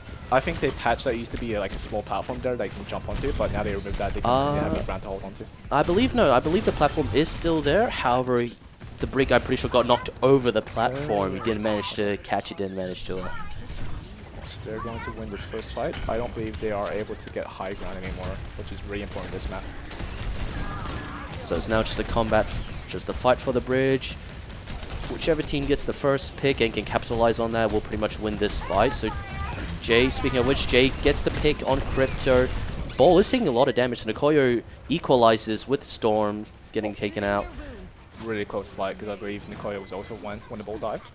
So that fight could have gone either way. Pulse Ultra is just getting being allowed to take a lot of space with the card, but here we go. Ragoon is retaking the space. Not going for a reset. They're going to commit to this. Diva has ulted there. Your Diva doing Diva things again, just in the back line, disrupting with her high damage output and speed. Brig ult, Blizzard takes out Ana with his ult. Jalen gets 2 picks. Seems to be in favor of Plus Ultra, and I believe they would have won this team fight. Yes, Plus Ultra has the advantage in roll fights with the Tracer. Boris did hold out pretty well against the Bastion, but against Liberal, unfortunately, a Bastion turret still mounts any shield users. They are stuck in spawn, gets the sticky, so unfortunately he didn't get back in time to get the quick spawn reset. So I believe they are trying to play this close corner so they can get the area advantage. So now I believe Ragoon is going to have to play from spawn, which is a lot difficult. Ragoon will have to concede and let Plus Ultra push this unless they'll get staggered. You're going for touch. He's trying to get as much damage off to Bastion. Unfortunately, Bastion's double pocket is not going to go down. Let's see. Sugi desperately holding on, gets demagged and gets taken down. Coalescence gets pulled out. I believe this will be a fight. Yep, this goes to Plus Ultra. Yeah. Unfortunately for Ragoon, Plus Ultra had the space advantage, had ult charge, and had the better technical combat close quarters, while Ragoon didn't really have anything to work with at that last fight. Let's have a quick look at this little Akira slide. Play of the game, Jalen Mummy on the Tracer. Pulling out all the stops, I think. You know, as a support player, you're not... there's not many transferable skills onto things like DPS, but he did a phenomenal job. Perhaps punching a little bit below his weight, but you know, it was a good job there overall by Plus Ultra. Like you said at the end there, right? Like they really brought it together on that final attack. Maybe not as strong on the defense, or maybe they just knew that they could bring it back, play for overtime, etc. But nice performance there from Plus Ultra. I just want to add to the last push, the fact that 2 of Ragoon's players got stuck in their previous spawn rooms did not help with their positioning at all. That completely staggered them. We saw Jalen manage to get a stick onto Bastion and a pick onto Ana. Those 2 kills pretty much sealed the deal for Plus Ultra to win that fight, just because of the stagger of Ragoon missing 2 players in that final fight. If Ragoon managed to get their players out of there for the final fight, 5-on-5, who knows? It could have gone either way. Both teams are really good, but I think just that tiny thing of 2 players getting caught out in the old spawn room just completely lost Ragoon the final defense. Yep. So yeah, unfortunately they didn't quite get the spawn reset. So I believe if they went back into spawn for like 2 seconds, they could have teleported back to the first spawn. Alright, let's have a quick look at, of course, the merch. This day has been presented by QT Respawn. They are the FPS club here at the Queensland University of Technology, and they have a bunch of goodies for sale, including jerseys, mousepads, hoodies, and some gangster looking arm sleeves to increase your APM, hit all those nasty headshots that you may as well need, and hit 10 CS per minute on Summoner's Rift. But remember, check them out, QT Respawn, check out the Facebook page, check out the socials, and we're going to throw it to a very short break. We'll see you when we return.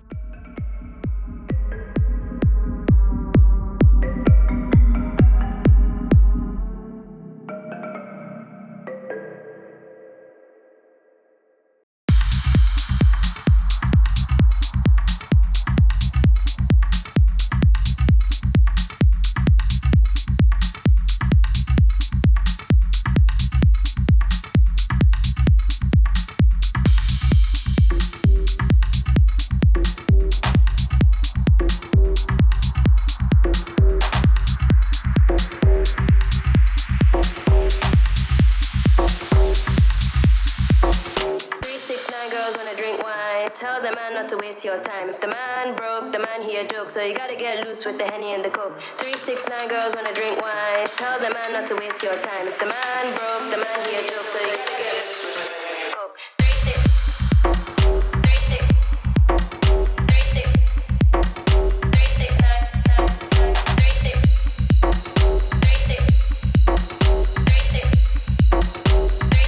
girls wanna drink wine.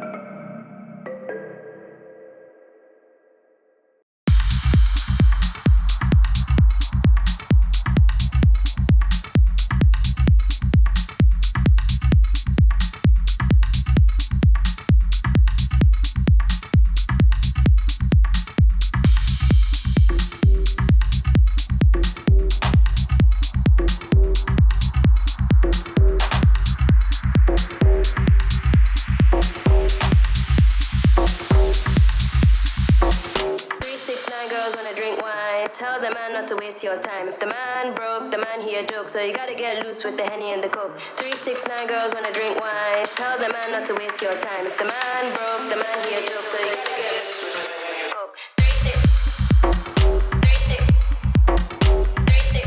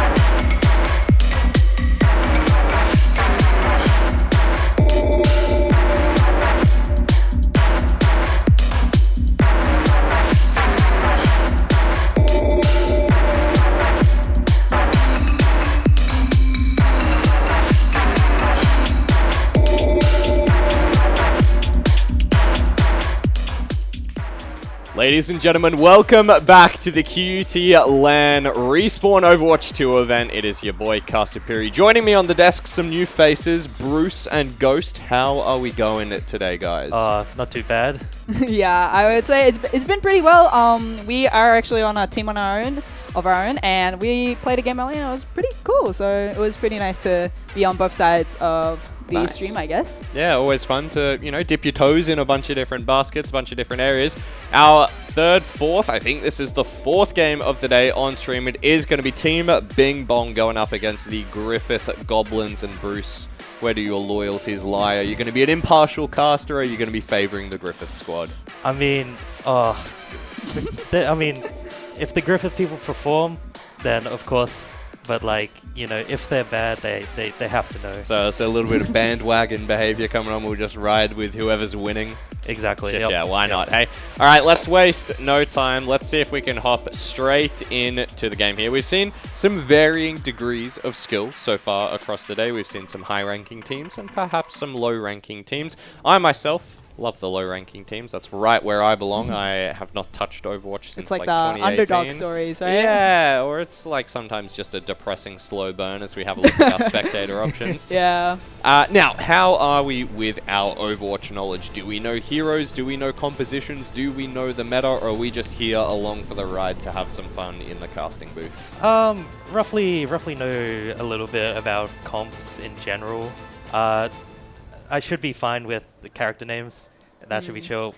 Yeah. Won't say every ability name. That's a bit too much for me personally. But That's like yeah. what, 4 for every character? That's like, Yeah, a bit too many. yeah. But yeah, we're just waiting here for the start. Let's see Off what we go. let's see what these teams have picked team-wise. It looks like there's a lot of healing on the Griffiths Goblin team. And a bit more flex supports when it comes to Bing Bong. So it'd be interesting to see how they play these team comps. It's definitely looking more of a brawl comp from Bing Bong. They want to speed in there with Lucio and Juno. Perhaps get some kills, just wipe them out really quick. I think that's their plan. I was going to say the double speed, right, from Bing Bong. They're running Yeah. Lucio, Juno, as well as Junker Queen. You just sort of run on in Yeah. there, cause some chaos. So I think you're absolutely correct in saying that it's like a bruiser, heavy beatdown style comp. Let's hope our hit scan characters on Griffin Goblin can keep up with the speed that Bing Bong are going to be pulling out. So it looks like they've started their first team fight.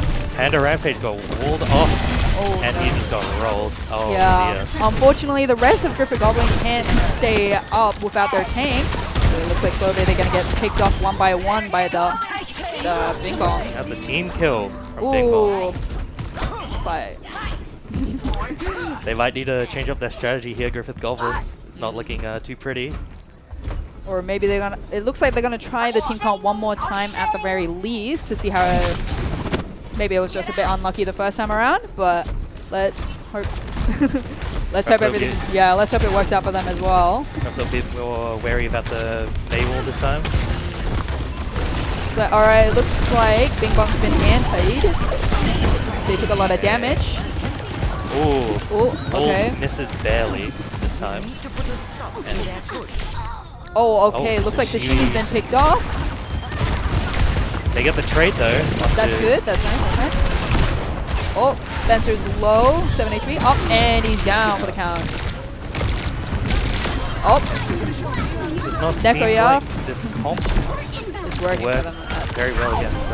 Yeah, especially because they switched to a Genji as well now. Ooh, well. yeah. That's going to make it really hard for our hit scan characters such as Ana and Ash, Yeah, the deflect's as gonna be a well bit rough. as Bastion as well.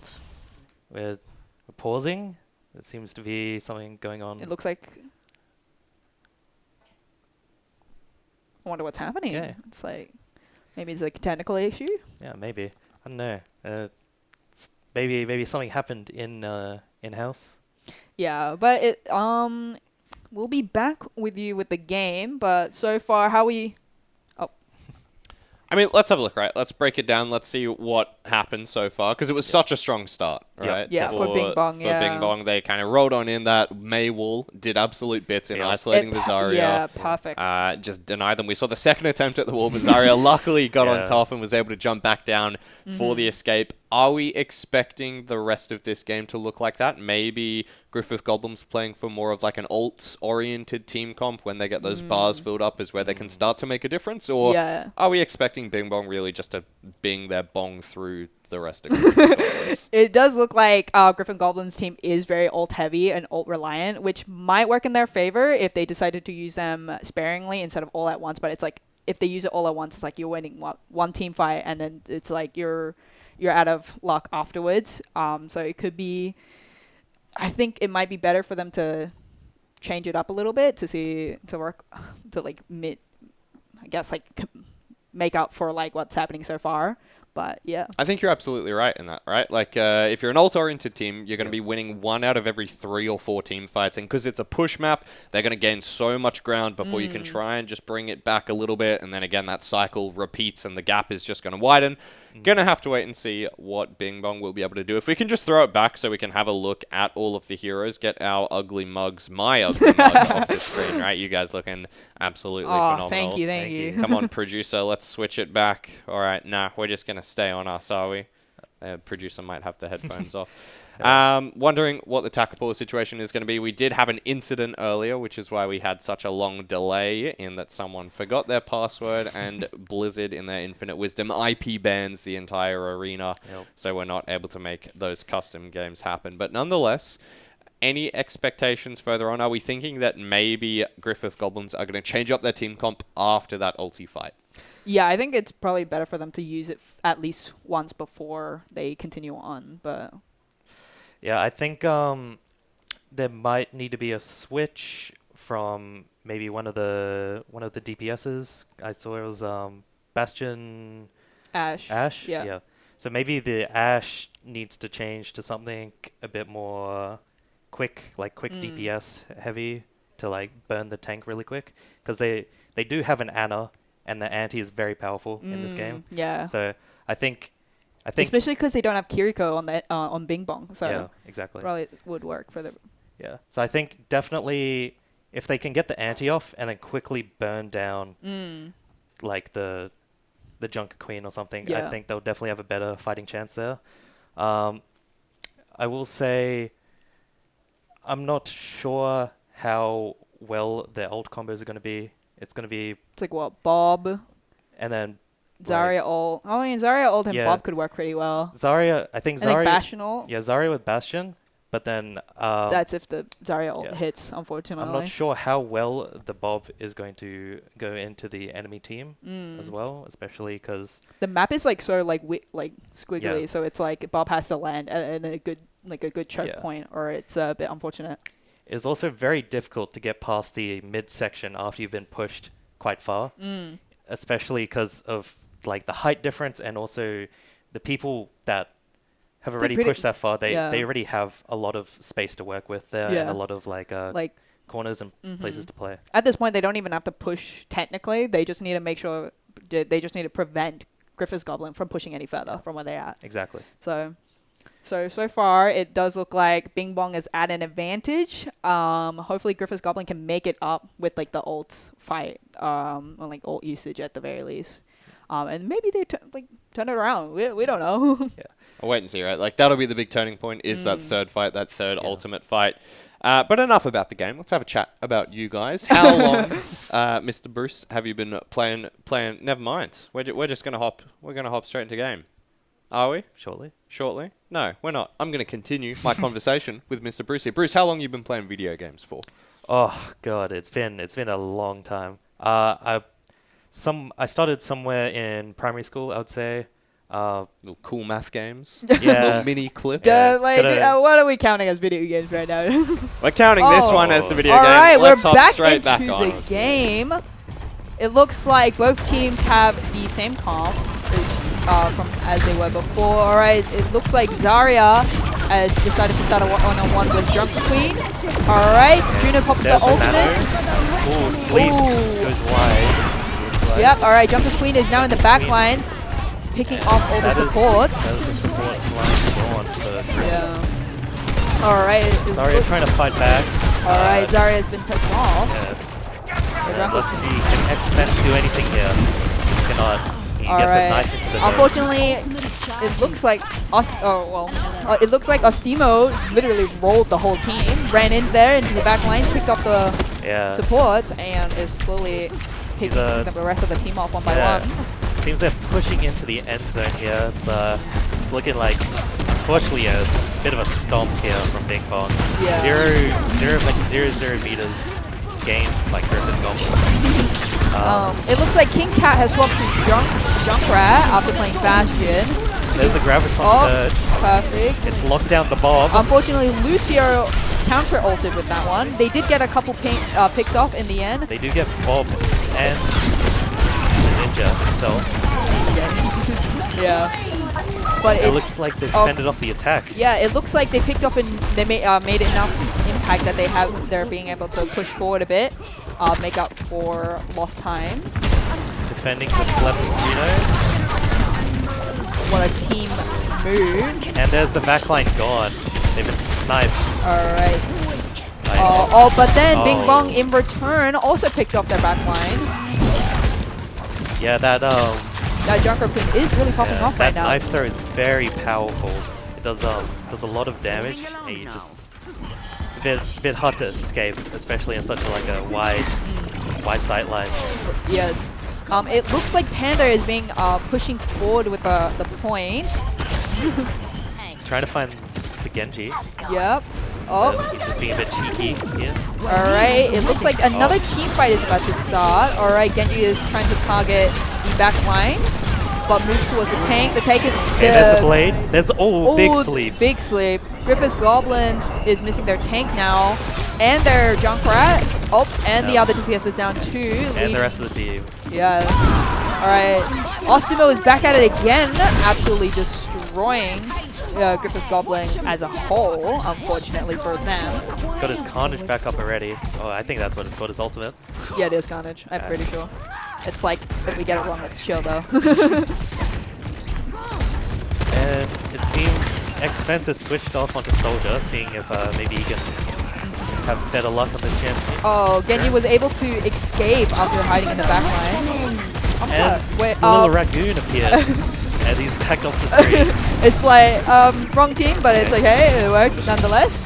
Alright, Ostimo is back at it again for the, fourth time now. Just absolute team wipes back to back to back. It's quite unfortunate for Griffith Goblins. Alright, it looks like Nekoya swapped off of Ana, is now Lucio. And now it looks like this will be the last team fight before game is been determined. Queen's health bar is still really healthy. Nothing is happening to her. Looks like... Oh, and Panda is down. However, Zarya does have her ultimate, so if the team is able to stall long enough, it might work out for them. Just the pocket from Juno. Oh, Juno popped her ultimate. Oh, Junkrat's down. There's a solo grab. Oh. Still cannot put this Junker Queen down. Yeah, it doesn't look like... Oh, and finally the rampage has stopped. Yeah.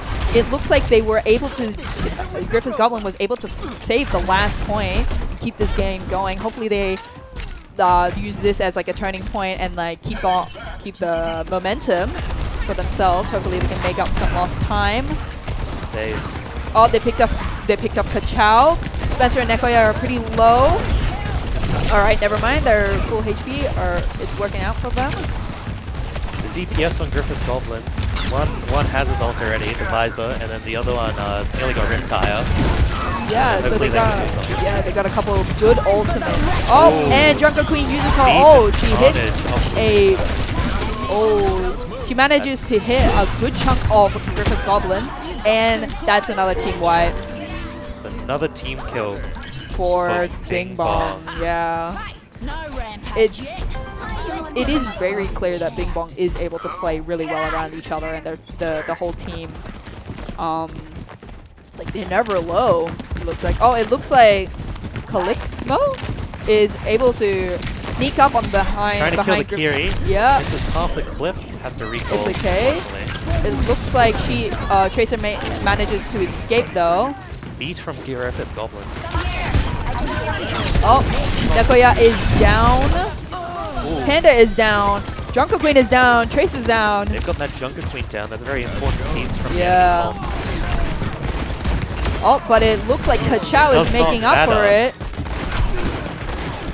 Oh, Chow all right. Oh, he has. Cassidy has Dead Eye up now, so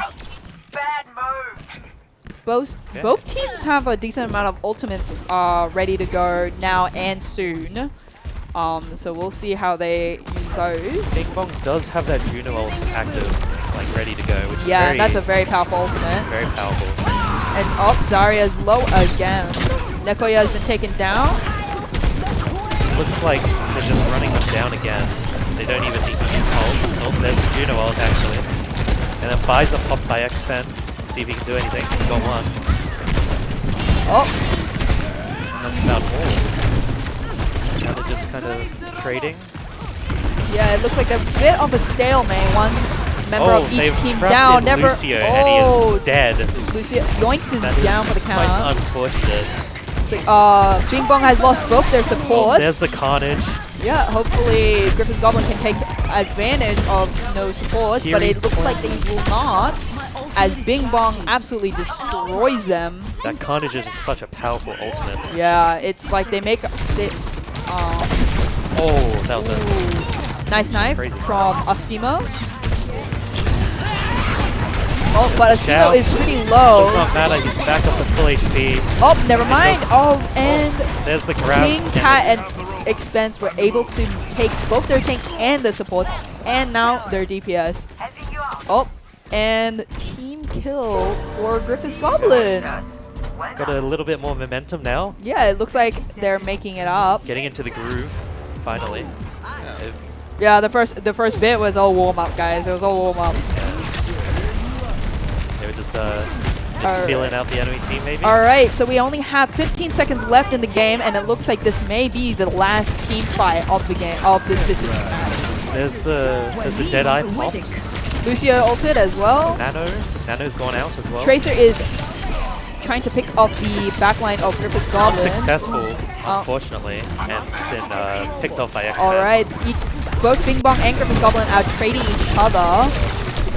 Bing Bong is at a bit more of an advantage as Griffith Goblins have lost their tank. Oh, unfortunately, Expense popped ult before he died. And that's the game And that's to Bing Bong. Yeah, good job, everyone. I think that was a pretty nice fight. It was a bit of a struggle. It was a very close one, but Bing Bong walked away with the win on map 1 here, and who else than Ostimo there with this awesome little quadra kill. Almost won the game, right? Immediately for Bing Bong. They got so very close to pushing that final point. There was a nice hold there by Griffith. They brought it back. But alas, that was all she wrote there for map 1 for Bing Bong. Now, I want to have a talk about Bing Bong's sort of team comp as a whole. We saw a lot of instances of Tracer looking for those backline picks onto the support champions, or support heroes rather, for Griffith Goblins, and they just didn't find the picks. Are we thinking that maybe just play a bit more frontline with your Junker Queen and try to look for those engages next time? I think that even though they didn't get the picks, they still Distracted them and made them focus their attention on defending themselves instead of being able to outputting support that the because like when the Tracer was in the backlines for Griffith's Goblin, it's like the support, it would be one of the supports at first, but then the second support would come in and try to help because like the rest of the team was like so pushed up that they don't really come back for the supports, which is like I understand because it's like they have to like also defend against the Junker Queen that's like right in their face as well. So it's like I think although Tracer wasn't able to get any picks from the backline, she did make an impact. It was a positioning denial, which really took away Yeah. from the front line of Griffith Goblins. I also want to talk about as well, we mentioned it right at the start, they were a very ultimate heavy team comp, and we did see some value in that. In the Gravs and the Junkrat combo, there was a large amount of damage, which potentially could have brought things back for Griffith Goblins, but it's like we mentioned, it is kind of a shotgun playstyle. It's like a one and done.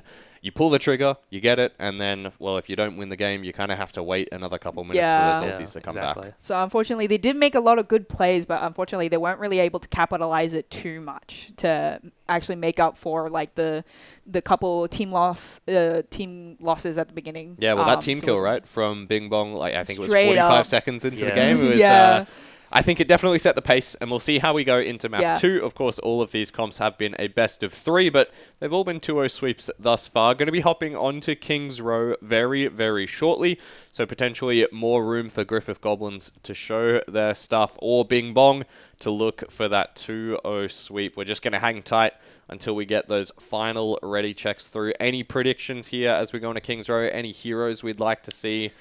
I think we always see a Widowmaker from the attacking team up in that top little point. Do you reckon they're going to match it with a defensive Widowmaker and just try and win that 1v1 off rip? I have seen it before. I'm not 100% sure what they'll do. I'm not too familiar with each team's DPSs exactly.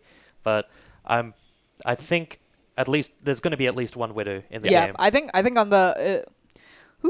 It's like it depends. I think Bing Bong might pull out the Widowmaker either on attack or defense, because it's like I do kind of know some of the players on Griffith's Goblin, and it's like they don't usually really play Widowmaker, or I haven't really seen any Widowmaker from them. But it depends on who's playing what role, because they swap it out once in a while. All right, let's waste no time. Let's hop into our second game on this series, jumping straight on to King's Row as they assemble their heroes. We'll have to wait and see if there are any funky picks coming on out. We'd love to see maybe some Reinhardts, some shields for that choke point. Of course, any champs that can bust through those choke points as well. Really important to sort of set the pace. I think like a Winston might be interesting as well to see. We've seen a lot of dive comps so far. Winston especially has been prevalent. They're Winston, very Juno, Lucio. Teams. We'll have to wait and see. 5 seconds to go until the assembly, then of course there will be that 30-second timer. So let's have a look. There we go. There's one Widow. Oh, we see a Ramatra. Oh, Alright, looks like Griffith's Goblin was the one to pull out the Widowmaker, specifically the DPS player Expense. Bing Bong looks like they are playing the exact same team that they did last map as well. We got the Lucio, the Juno, the Junker Queen, and the Mei. I'm not sure. Did they play Ashos? Did they play? No, they played Cassidy, right? For the second DPS. It was Ash. It was an Ash. Oh, it was Ash? Yeah. They swapped Cassidy, I think, at the... Right at the very end, yeah. And it looks like we've got, like, almost a fully different team comp for Griffith's Goblin. Ramatra, Widow, Bastion, Kiri, and Zem. Let's see if the Widow can get any picks here. Doesn't seem like they're peeking. Yeah, it does look like Griffith's Goblin is yet again going for a very high damage team, although less ultimate reliant, I feel like. Ooh. Some little trades going on here. Nothing much happening. It looks like Griffith's Goblin was able to manage to push through. The Mei wall has gotten 3 again. And it looks like. Ooh, and yet again from Bing Bong, practically another team wipe first, like just right off the bat. Seems that Mei wall into the Junker Queen is really strong. Because it's Junker Queen's got really high damage as a tank. Yeah, especially shorter range. Yeah, and Mei is able to close that distance for Junker Queen. Especially with the axe swing as well as the knife throw, it does. Yeah, it looks like the Mei wall is actually hindering Griffith's Goblin quite a lot, but thankfully they are able to push at least beyond the first choke point. At least for a little bit. Contesting the statue here, hopefully they can gain some space. Yeah. It does look like they can. Nemesis form is going. Let's see if they can get a pick out onto this. It's like, it looks like Junker Queen was able, so Griffith's Goblin was able to separate Junker Queen a little bit from the rest of her team. However, he does have that Carnage ready. He might go for a big Carnage. Yeah. Oh, there it is. And there it is. Zen ult, Juno ult. They're fighting on point now. That is 3 dead Griffith Goblins. Ramatra still fighting, but he goes down. Another team kill. 2 team kills for Bing Bong back to back. Exactly. This is looking a little rough for Griffith's Goblin, unfortunately. Feels feels a bit like a rendition of last map. Hopefully this changes shortly. They will need to be able to bring it back sooner rather than later, or they're gonna be working with a disadvantage second half of the game. Exactly. They have spotted out that Mei. He's gone into ice block. Oh, but she and does get picked off immediately. by Panda, that's good. There's That's a the good start. Kitsune rush, and I think they've got the point now. It looks like, yeah, they were able to push far enough up, and Expense was able to pick off Yoink, the Lucio, and they were able to capture first point. That's good. They made up. They caught up a bit better. Okay. Oh, There is the Ramatra ult available here, but I'm not sure if he's going to pop that. Yeah, he's just going to get walled off and killed. Griffith Goblins does have a couple ults ready. I'm not sure how they are going to use these exactly. It does look like we are at the second choke point. Hopefully, it looks like, oh, and we're, yep, team Pick fight on in. Juno. One Caught out. Yep. There it is. Oh, Mei ult. The Mei ult and the And a Lucio, yeah. Lucio beat with the drop. Oh, Big big sleep. Saved herself there. with Yeah, that but sleep. yeah. It does look like Mei was able to get Junker Queen to escape from that situation, so now she's back to full HP. They have, Bing Bong has used 2 significant ultimates invested there. Yeah. So I wonder if they can keep this hold. yeah. Oh, and it looks like Junker Queen is down. Good anti from the Ana. But then the Bastion does get taken down by Ash. Yep. They do finish Bob off here.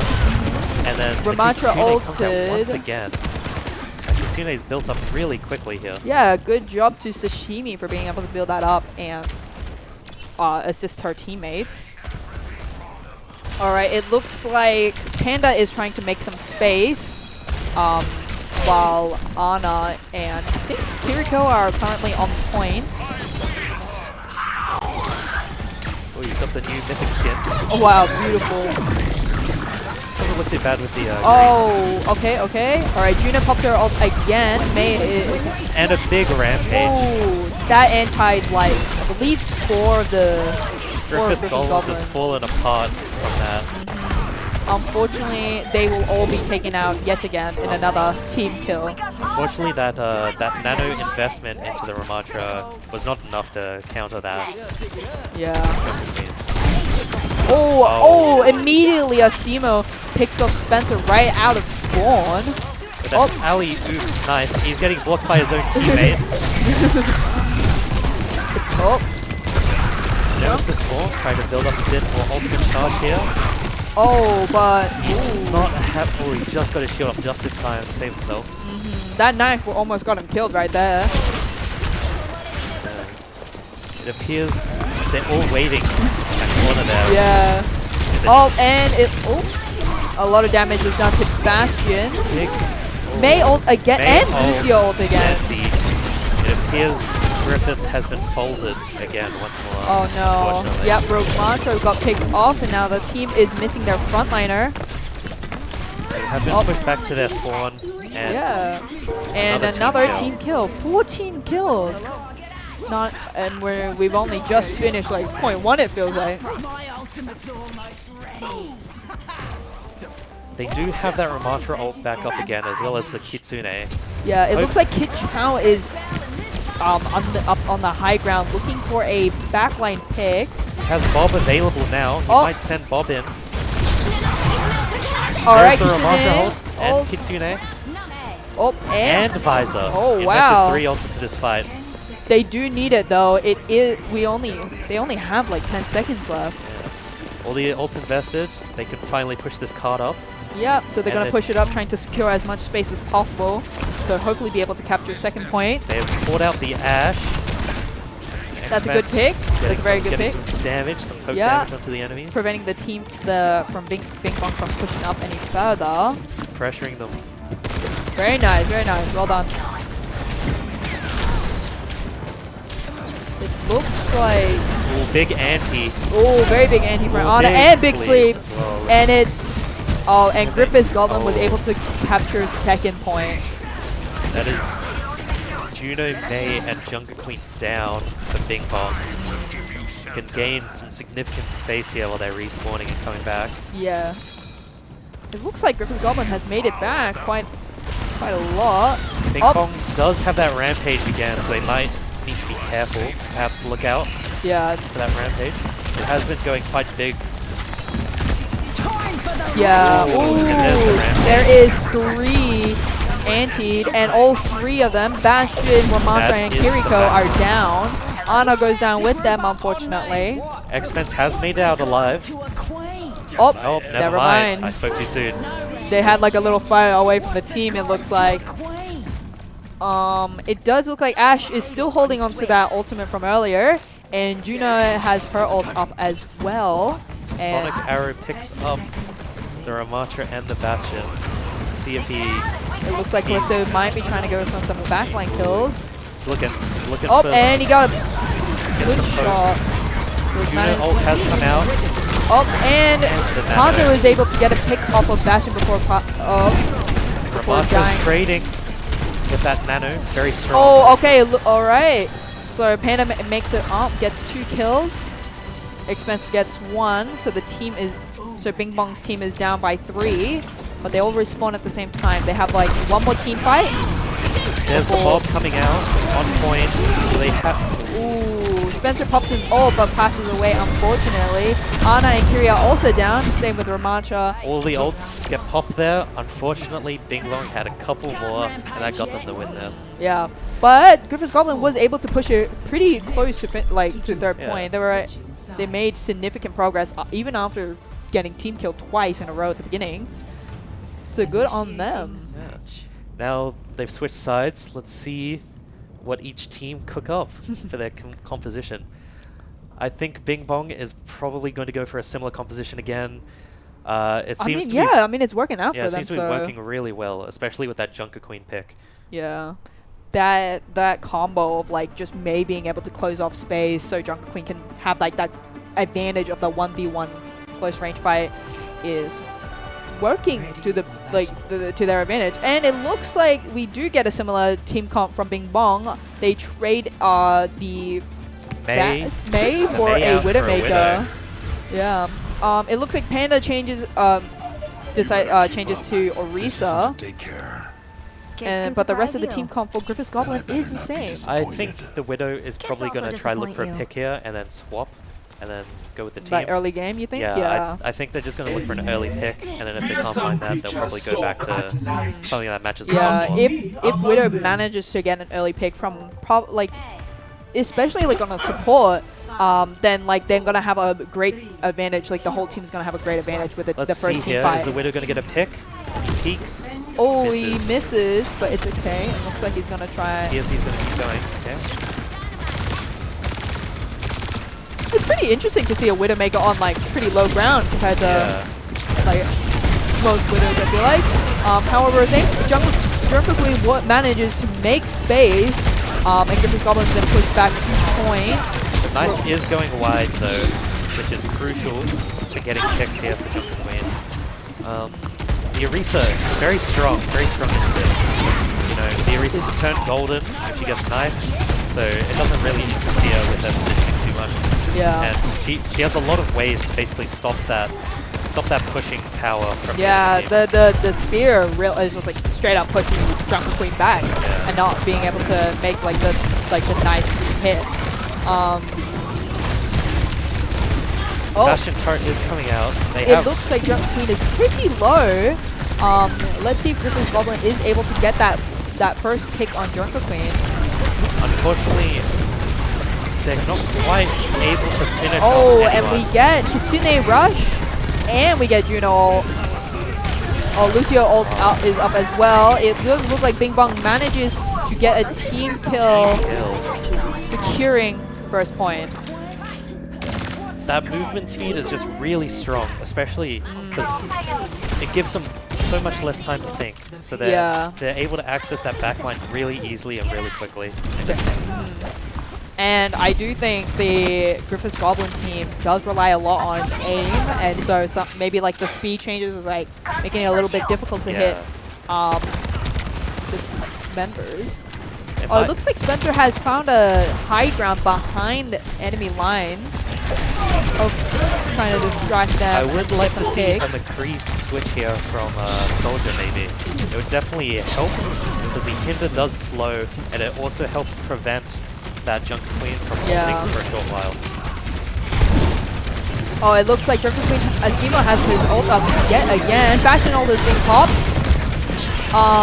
They have killed one with Terracid from Orisa. Orisa was able to get Juno and Ash, and then Spencer was able to get Junker Queen and Hansler. Those are some good picks from the excellent use of excellent usage of ultimates there from Griffith Goblins.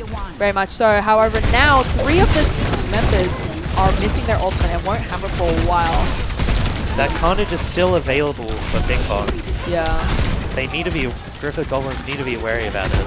Yeah, but it does look like Griffith's Goblin is doing significant damage, making it harder for Junker Queen to find a good spot to use her ultimate. So the stalling is working to Griffith's Goblin's advantage. That Orisa is definitely making it much harder. Alright. There's the bomb and the beat.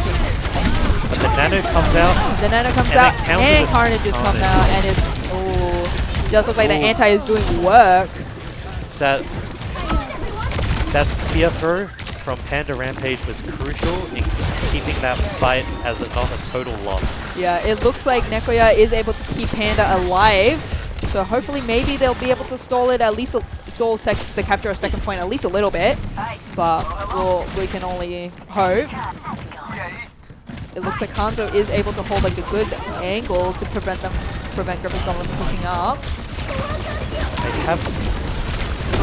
They have invested the Juno ult here. Let's see. The Orisa goes down and so does the Ana. That is crucial healing and frontline. Oh, both the DPS follows behind real quick. The rest of the team just falls apart, unfortunately. That's another team kill here from Big Bomb. Yeah. And with that, they were able to capture point 2. Now they have 3 minutes and 50 seconds to make it to where Griffith's Goblin ended last when it was their turn. What do you think? Do you think they're going to hold? I think they're going to do their best. Sounds good. Terracid is back up. Yeah. Oh, there was a sleep from Ana. Oh, it does look like Griffith's Goblin does have all their ultimates. Terracid. Woo! Alright. We have 2 there. Yeah, and then with the Ana, paired with the Ana anti, they were able to get 3 with that. Very good pair. Very good combo. With the eye. I mean, with the visor, sorry. It's got an eye for aiming here. Yeah, and it does look like they managed to push back Bing Bong quite significantly with only investing 2 ultimates. They do have 3 more up their sleeves, which is good for probably the long term of these team fights. However, Bing Bong is coming up on a lot of their ultimates as well. The Rampage is being built up. It is quite nearly there, actually. Yeah. It does. Yeah, Griffith's Goblins need to be careful. Oh, and yeah, it does look like it as Lucio, Juno take a lot of damage. Oh, and that is too much damage for the Junker Queen to take there. Yeah, it does look like Griffith's Goblins team does do quite a lot of damage just in general, even without their ultimate. The Bastion and Soldier definitely does a lot of damage over a long period of time. Relatively short and long. Yeah. Very flexible in that sense. Exactly. Oh, and then the bomb being stopped by Ghost Golden. Rampage is ready. He has seen the Kiri just not. And the there is no carnage has been Kiri invested. And the backline is going to be down. Ooh, that's a bit the nano off the last second. And Kiri just gets sliced. And the whole team. Ooh. That was a really good carnage. Carnage usage is immaculate from this Junker Queen here today. Very nice. Oh, and Spencer tries to hold on to the point. Unfortunately, he is first There's the Terra down. Surge. He gets Lucio once again. Very nice. And they managed to hold on. Yep, and Griffith Goblin is able to push forward at least a little bit. He's trying to look for more. Oh, Panda accidentally falls off the map, but he pulled was. off the map, actually. Oh, really? Yeah. But it does work kind of, as the rest of the team was able to, like, he managed to get picks that were very crucial to the rest of his team being able to push forward and hold on to this Griffith point. Goblin's trying to push this payload backwards. They don't want this reaching that little goal line there. Yep, alright, now both teams has everyone for one last team fight, it looks like. Hanzo does have his dragons up, as well as Griffith Goblin's Bastion and Soldier. Carnage is halfway there. Up, and the Bastion dragon's been doesn't- invested, splitting Griffith Goblin's team in half. King Cat is able to get a pick. Oh, not already a pick. There's the visor from Expense. Let's see if he can get a pick here. He's doing heavy damage to the enemy teams. They have to back off. Now it looks like Bing Bong is all together in a very That small Carnage, pace. that Carnage is coming up. They need to be wary. They really need to end this fight before the Carnage comes up, to be honest. Up, Juno ultimate is invested. Juno is able to get a lot of There's picks Terror Surge. herself. Up, and Juno does not die. both. But they... Ooh, okay, it looks like Griffith Goblin is holding on. They managed to get a team kill themselves. And on the board. with that, map 2 is Griffith Goblins. Wow, they made it back. Yeah, excellent hold here from Griffith Goblins. They really communicated much more effectively, I believe, based on how they played, and also the usage of ultimates Yeah, was much more timed. yeah, I agree. And it looks like Astemo gets play of the game yet again. This man doesn't miss. Doesn't miss with those carnages.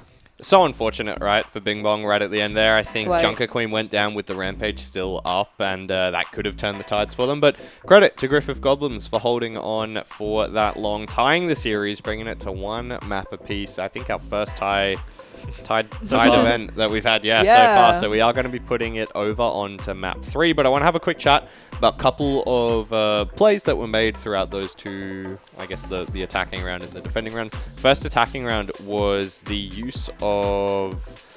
What was it? No, we'll go with the second one. It was when Hanzo let rip the dragons, but Orisa hit that Terror Surge, which really brought things back for Griffith Goblins. Do you think that Orisa was the right pick on the back half of the map there for Griffith? It definitely felt like it. Yeah, definitely think so. It's like the spear being able to stop a lot of Junker Queens like plays as well, and just stopping their advance is really worked out for them in the long run. You know. Yeah, she has a lot of abilities that just make her really hard to get past, especially with like her spear spin. Yeah, especially with that spear spin and the spear throw, it really like throws off the momentum because they want to go in, but then the speed runs out after A bit, and then they have to then wait. Yeah, they have to wait for those cooldowns again. Yeah. So they weren't able to like push as much as they probably wanted to, which did work out well for Griffith Goblin, like as we saw, because like in the end they were able to like hold that last point for I think almost like 4 minutes. They were able to do so, which is very impressive. Yeah, Bing Bong had a very strong start there in on their attack side, but unfortunately, Griffith Goblins just decided to like lock in. Yeah. They went a bit crazy there with the at the end. Finally got a team kill over Bing Bong. Yeah, it's like it's even more upsetting for Bing Bong because it's like, well, they got like 4 or 5 team kills, but it does seem like their team kills were like unfortunately timed, but so they weren't able to like make as much progress as when Griffith's Goblin was able to do so. So it's like that is a bit unfortunate, but both teams played very significantly well in both games. It's also a bit harder for Bing Bong on the attack side to make space with their tank, like Griffith did on their attack side, as their entire comp kind of needs to be together to be able to be effective. Yeah. So they have to follow the cart majority of the time. Yeah.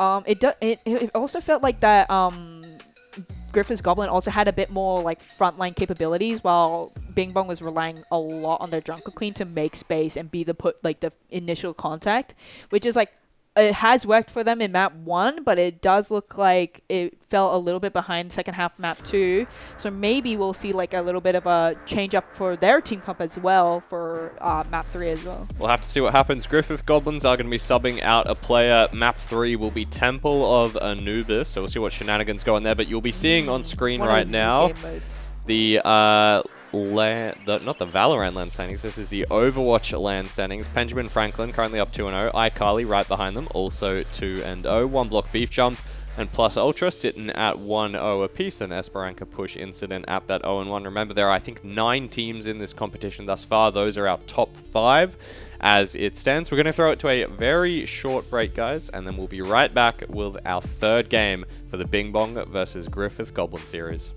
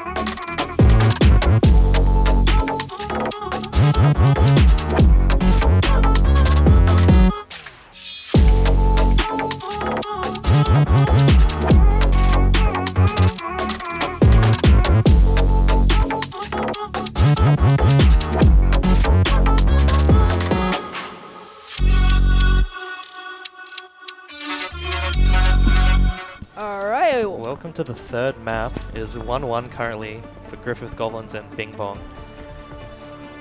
How do you think this is gonna go?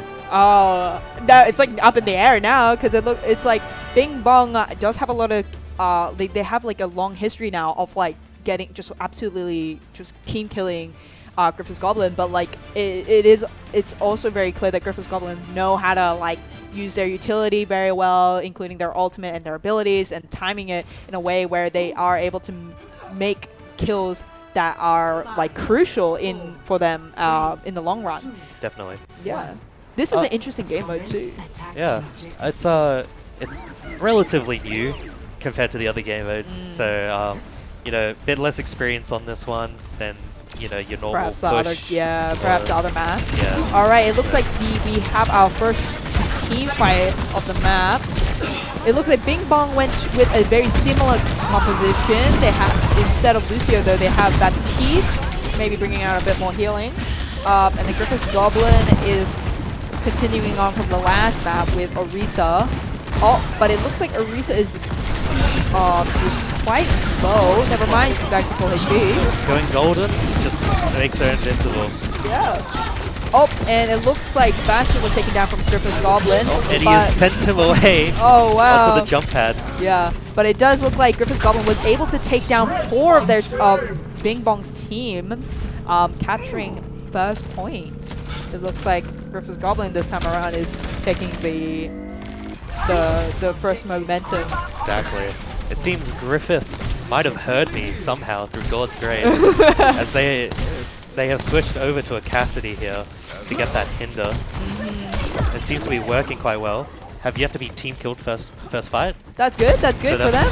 That's a good time to start with. Yeah, it is very nice because like what Cassidy's stun and then Orisa like lands is really gonna start preventing Drunken Queen from making just like more plays as they did before. Oh, Bastion ult does come out. Ooh, pretty early. That built up pretty quickly. But unfortunately, Bastion is then traded. Big Terror Surge gets 2. Alright. With the nano. Alright, it looks like Doing a Fury lot of and Orisa are damage here. targeting the Mei, getting the kill. Or that? No, they got bad keys. And Kitsune, Oh, as well and as Mei Blizzard, ult is invested.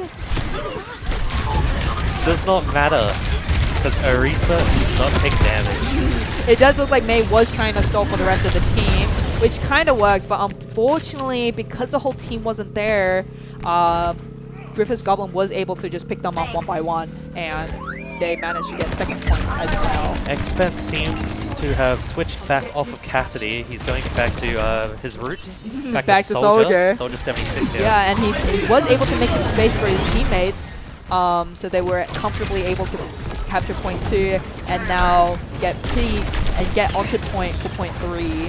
Bing Bong has acquired a Echo here. Ooh, it's never seen before out of these two teams for this matchup. Let's see if the Echo can do something here. Maybe be able to take off a core component. Oh, the Carnage immediately just stopped in its Ooh, tracks. and Bastion was able to get a pick on the support. High Noon comes out. Was able to get some kills. Ooh, it looks like Bing Bong is back at it again. Was able to manage to get a team kill, capturing the 3rd point of the game so far. Did not matter that the Carnage was stopped. Just such strong brawling potential for from Bing the Bong. individual players, yeah. It looks like Panda swaps off of Orisa. Oh wait, never mind. I'm looking at the wrong team card. Yeah, My bad. It does look like Junker Queen did swap off and is now playing Zarya. All the stickies landed there. He's got his clone ready now. Who do you think he's going to clone in this matchup here? Ooh, I think for them. Oh, Bastion! Bastion. I was thinking maybe Orisa because the Orisa is just such a strong tank and character in general. Bastion is also a very strong contender here for the clone. Even though his ultimate may not be the strongest, he just does a lot of damage really quickly. It is a lot of burst available there with his turret form. While we were talking about the clone usage, Bing Bong seems to have fought back quite well, and they're claiming their points back. Yeah. So now the teams are even with 2-2.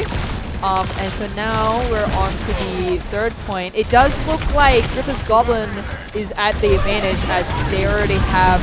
They're already on invested.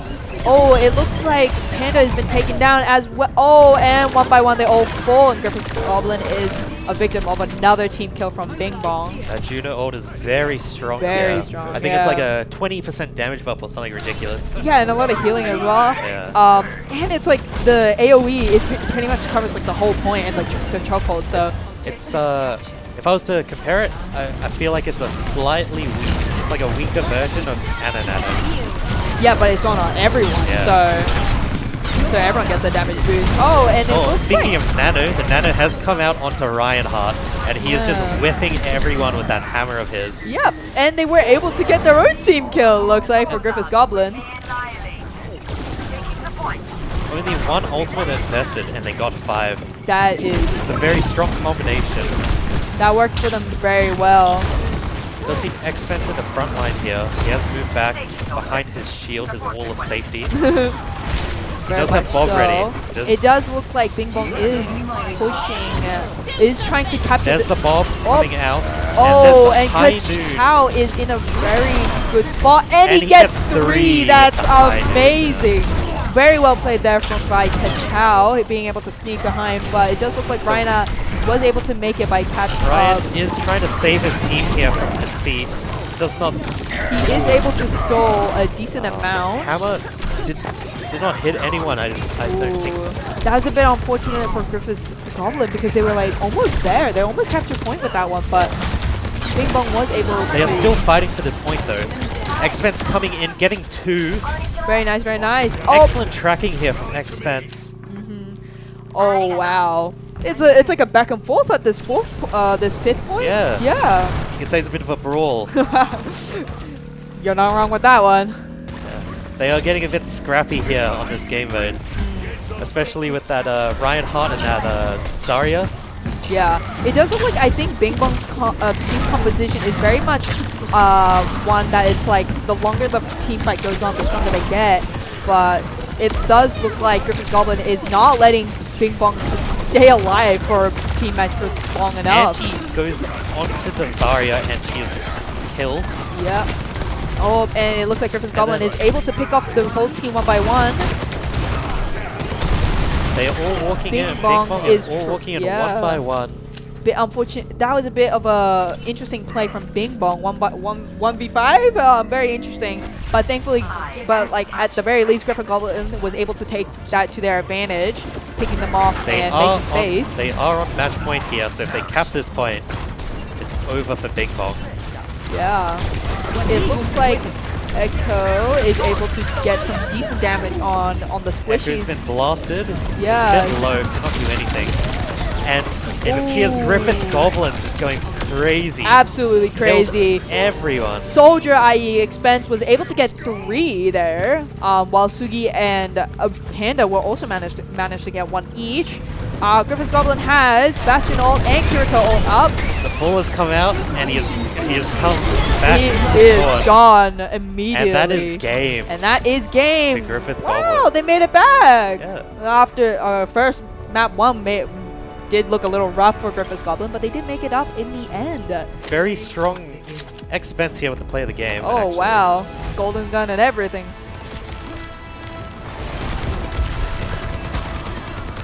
Excellent tracking shown here. And Yeah. It pops the ult. Yeah, yeah. The cherry on top. That was like at the last point, the last team fight. Yeah. They had a very strong start there at the beginning. They use it. I think that map is like, especially, it's like you need a strong start to really capture that momentum, and they were able to do it. Exactly. Yeah. It got a little bit shaky in the middle, you know, with Bing Bong there capturing like 2 in a row. I think? 2 points in a row. Yeah. So it was looking like a bit of a reverse sweep there for a short, brief moment. Yeah. But then Griffith comes back. They just win point, and then it's. Yeah, they grabbed that momentum exactly by the threat, and then they decided to not let it go.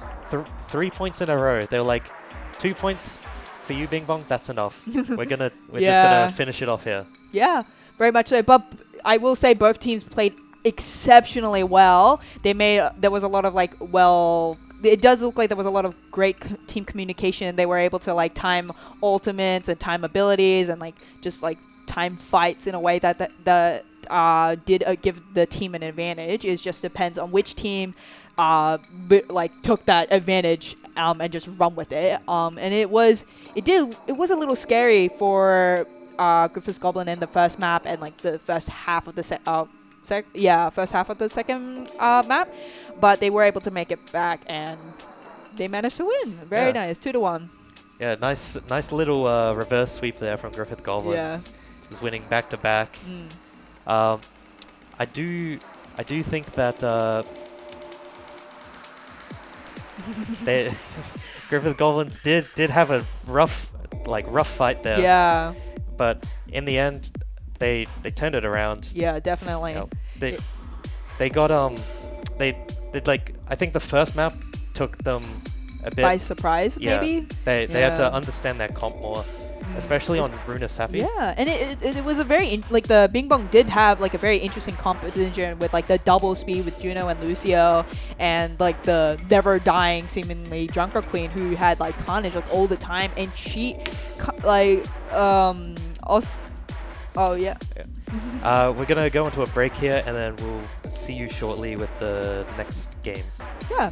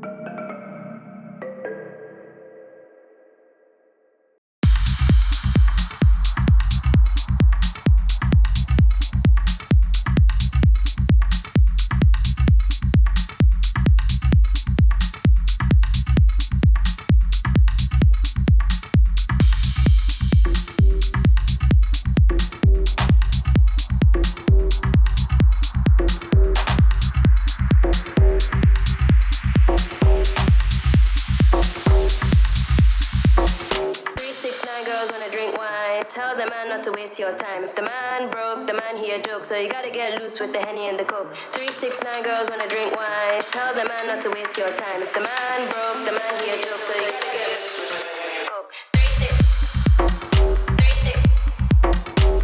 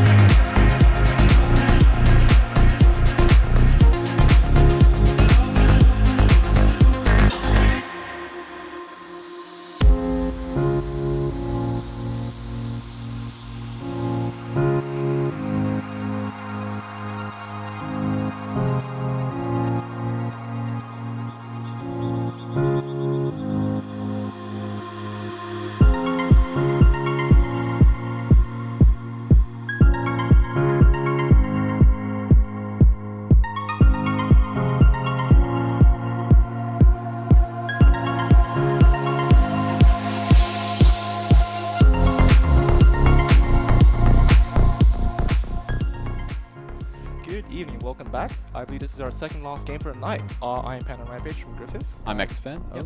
And I'm Isaac. Awesome. So it's a bit of a late game tonight. I think our last game was pushed, but here we have our merch. Yes, we have a very nice selection of merch. We have a hoodie, a Respawn hoodie. We have our extra large mousepad, jersey, and our arm sleeves. Looks very comfortable. It does look very comfortable. 10 out of 10. Awesome. Let's get a recap on the score so far. So as of current standing, we have 2 teams tied for first. So we have Benjamin Franklin and iCarly both 2-0, followed by One Block Beef Up and Plus Ultra on 1-0, and finally Griffith Goblins 1-1. So I believe the next upcoming game we have is the 5-second cooldown and against the Dragoons teams, which I don't believe are on the... Sorry, One Block Beef Jump are on the third, and I believe Dragoons aren't on the leaderboard just yet. So we'll see how this game goes. Yeah. So it seems our first map is Esperanza. What do you think this game's gonna go?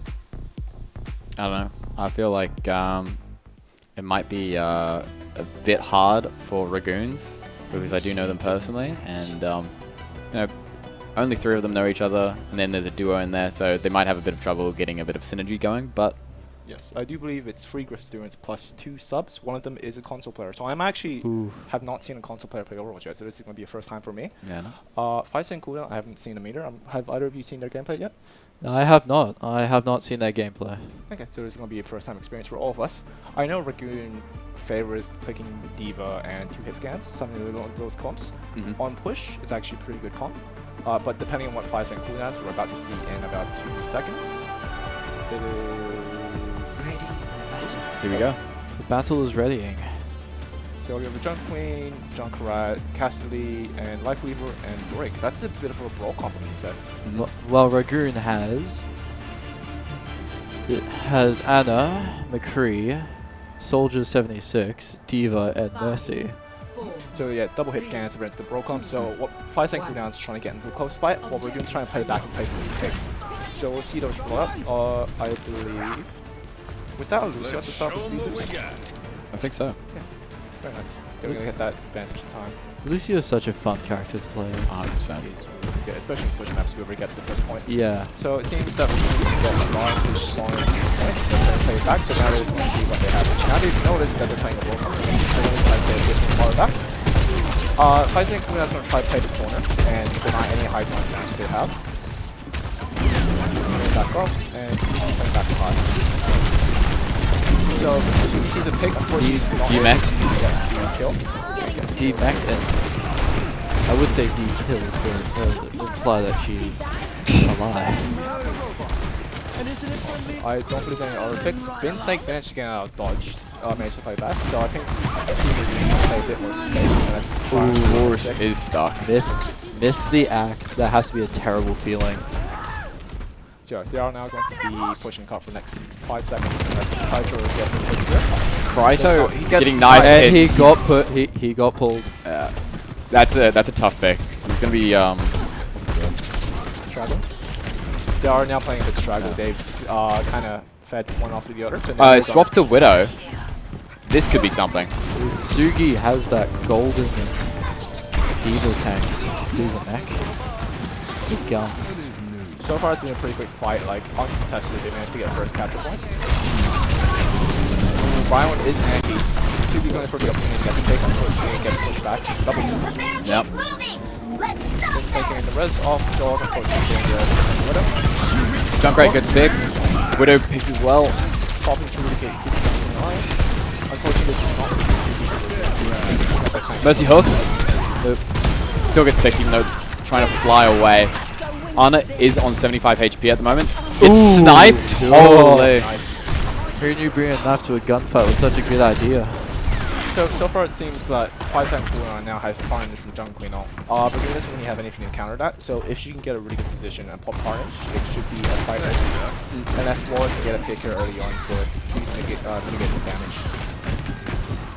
It seems like they're just getting picked off and then going into these fights at a lower number. That seems like the perfect time to go high. So far, the team has 4 ults, while 5-second cooldown has 3 ults. They're popping ults right now, so they're trying to stay alive. And Devault gets no one. All good. Free mech. Cassie's not aware of the Devault. He's going to get picked. Unfortunately, get popped up. Oh, here comes the nano. Oh, right. His name's Getting Cassidy pick. Low on Brig. Nice double kill. I forgot his tire. Getting the tires. Wow. Gained the tire. That was a very nice ult combos. Yeah, and finally they're actually getting some control of the car. So 5-second cooldown, I believe. So I can try and see 2 on point. Just trying to slowly fall backward. Sugi's trying to slowly push up with the D.Va and try to pass the middle ground. So far, Classic Cooldown only has the Brig ult, while Ragoon has Mercy ult and Lord ult. I feel Lord told you to if you had your ult, Cassidy. Well, knowing rollers, he has a tendency to hold his ult for a long time, but working on that, so maybe we'll see a really big ult soon, or potentially he could just hold it. So, Cassidy's. Yeah, I forget his name isn't McCree. It's all good.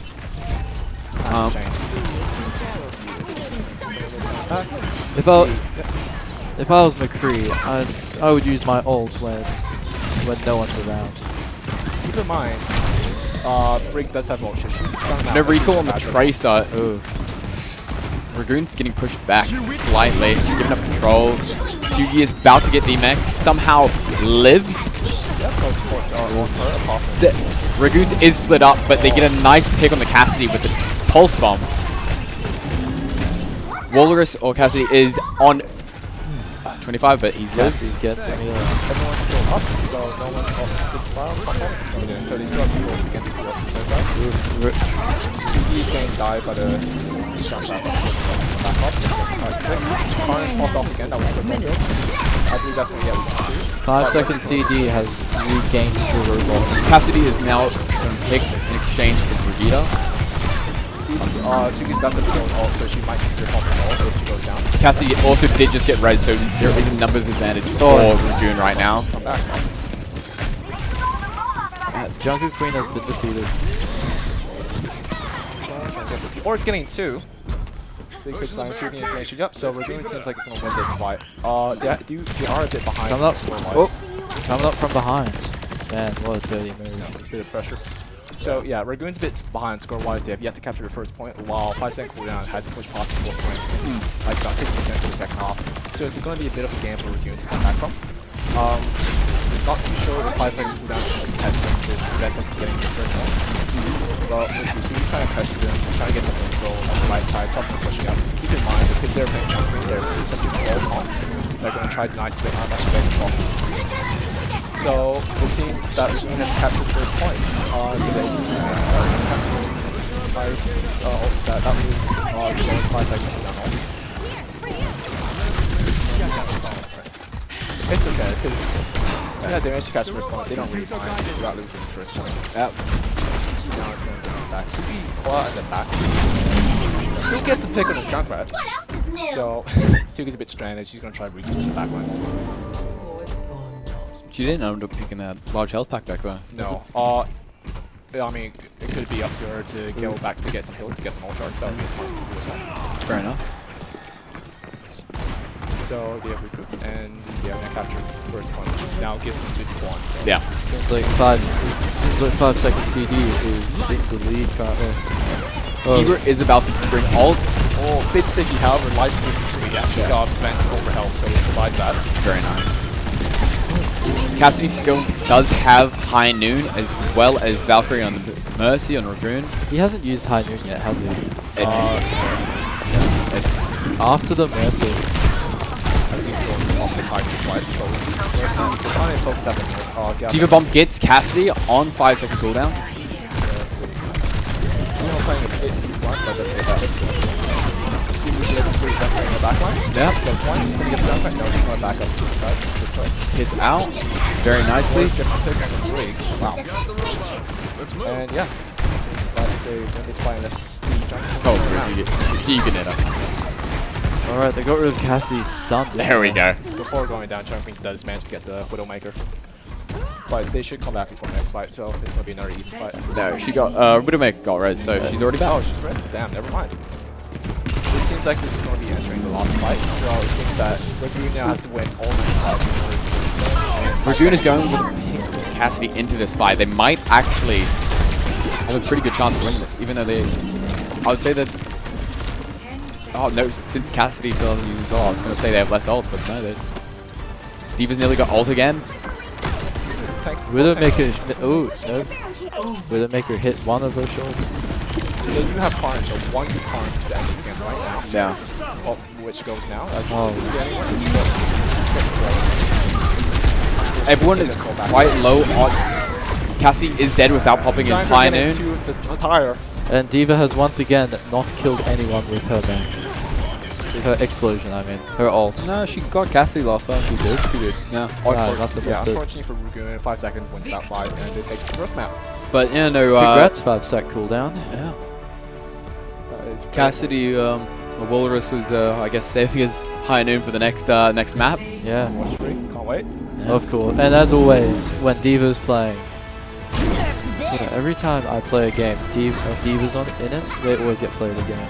It's always either the D.Va player or the Honda player that gets played whenever I go like it. Yeah. Complete vibes. But very good plays. Unfortunately, could not bring it home. I believe it's now going to move on to the second map, which I believe... Yeah, so I think Ragoon's now picking the map. I'm not too sure if they're going to play Clash or anything like that. So what do you guys think about that game so far? It was a pretty good game, honestly. Well, I feel like I've said this a million times now, but Walrus could have used his ult at any point in the game, even just to reload once. Maybe that one wins him a fight, gets him a bit of extra distance. Maybe it gets him forward spawn earlier. Yeah. But there were a few moments where like a lot of people where they're all grouped together and the Cassidy could have shot them all. Yes, there were pretty good chances. Yeah. Like personally, if I was playing Cassidy, I would go on the high ground. Like when he was looking down from bridge, I would have used ult there. But I don't think I can't say from his perspective, but I don't think he had any chances to play to use his ult. Oh well, so what we know so far is that 5-second cooldown prefers a pretty brawl comp late die to get close with the Jungle Queen and like speed boost with Juno, while Ragoon likes to play like double looking for picks with double hit scan and a D.Va peel back and forth.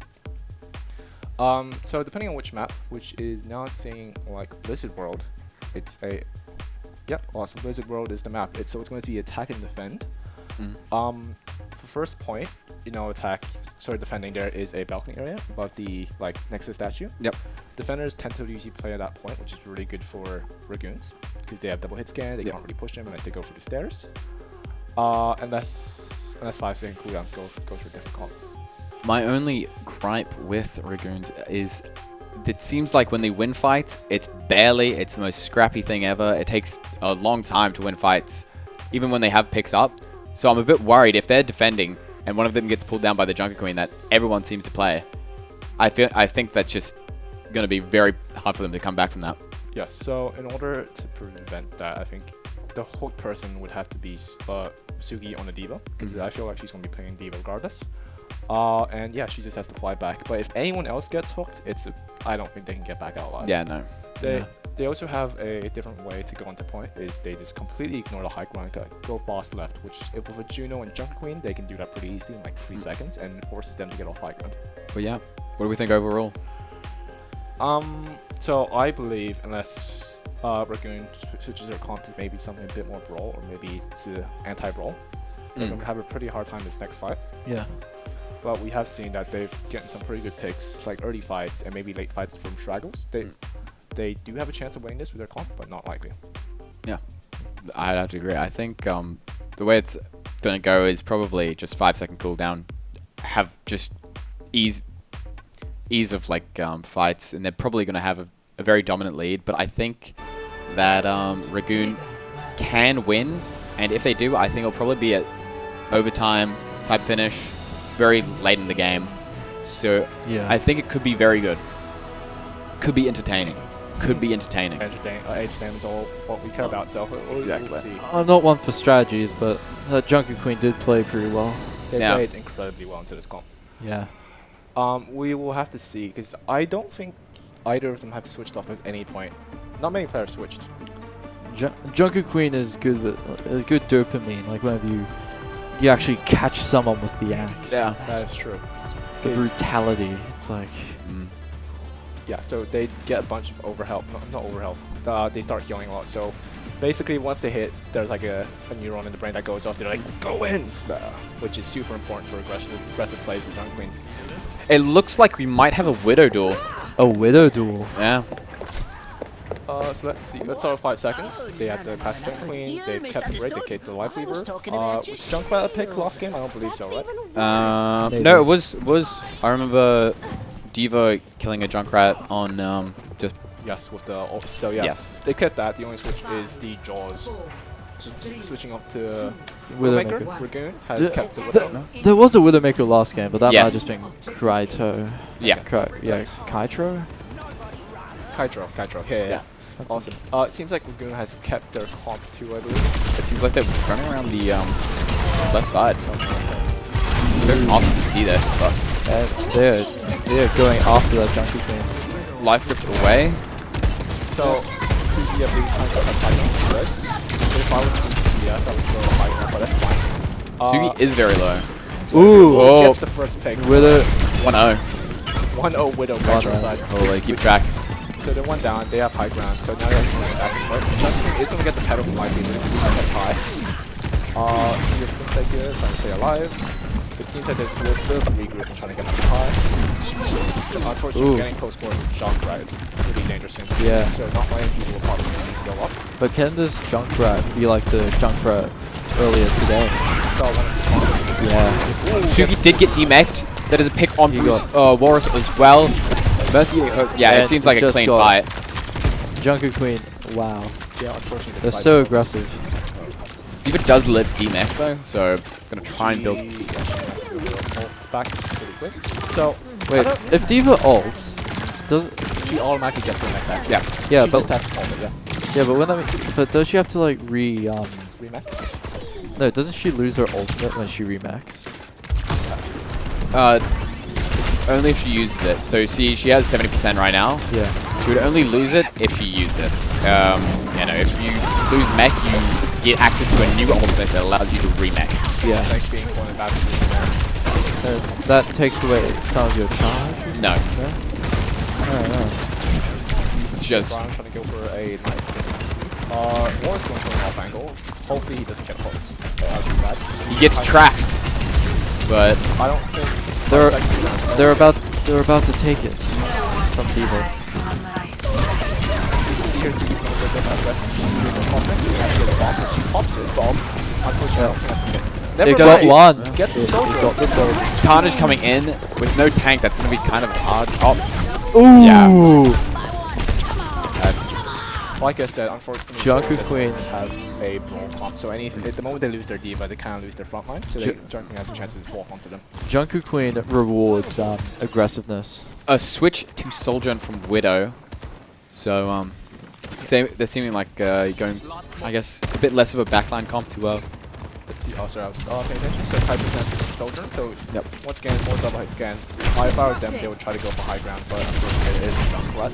And Junkie can take the time up, so it's really difficult to answer. Okay. Junkie Queen can't. Kytro getting the pick on doors, so now they're 1 down. I think they can go for that chance and try to get up there, get some ground. Junkrat getting life with that. Junkrat does have tire, so he might pop in a second if they full threat into space. So he gets a pick on Junkie. So let's see if Junkrat here pulls back in place. Most of Blue has been stockpiling their ultimates. Stay alive. Break.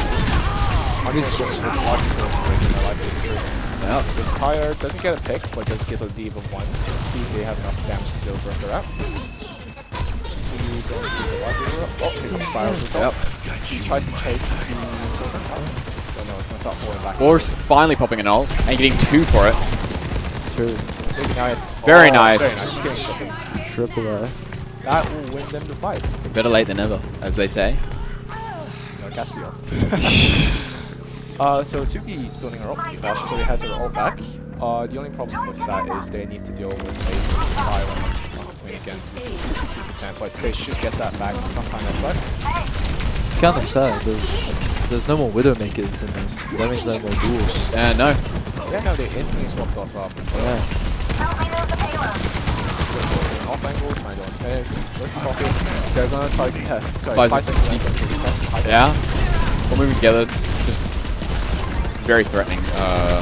Full comp. 5 seconds is not to get the high ground against this one. So don't try to deny it much as possible. Carbon, Junkie Queen. Junkie Queen is building up to a new Carnage. Junker team is very close to Kill reclaiming in the the next 1 seconds. Yes. But they will have an ult disadvantage since Raccoon have Tsune Rush, D.Va Bomb, and it seems like they're about to build into an overcharge on the soldier. Yep. There it goes. There's the bomb. Went too far. Loris does end up taking out the other soldier. They do have a super, so that gets cancelled. And the Sojourn like has good Carnage ball. coming out, hitting multiple people to get 2 picks. It seems like this might be a tough. Yep. Junker gets 2, and unfortunately Baron finishes off the Ghost. I did saw that Morris fell into a Junker, died to a Junker. Yeah. Which is unfortunate. Yeah, no, it seems like 5 second CD is just, they've got tight holds and just good fights. Even when they're trading ults at a disadvantage, like, they're coming out on top, getting good picks. I imagine they probably have good communication, calling out who's low. Yep. So, as you can see here, anytime that Raccoon wants to go to high ground, they'll immediately meet them face to face. They don't want to give them the high ground. Once they get high ground, it's going to become like a super round. Because they're on high ground, 5 second cooldown basically when they want to take the fight. Yep. Cassidy on 5 second cooldown, very low. Backs out, lives. Soldier also very low on Ragoon, also getting healed. Junkrat getting hit up. But no one is dying. No one is dying. It doesn't matter how low they get. Tree is getting popped.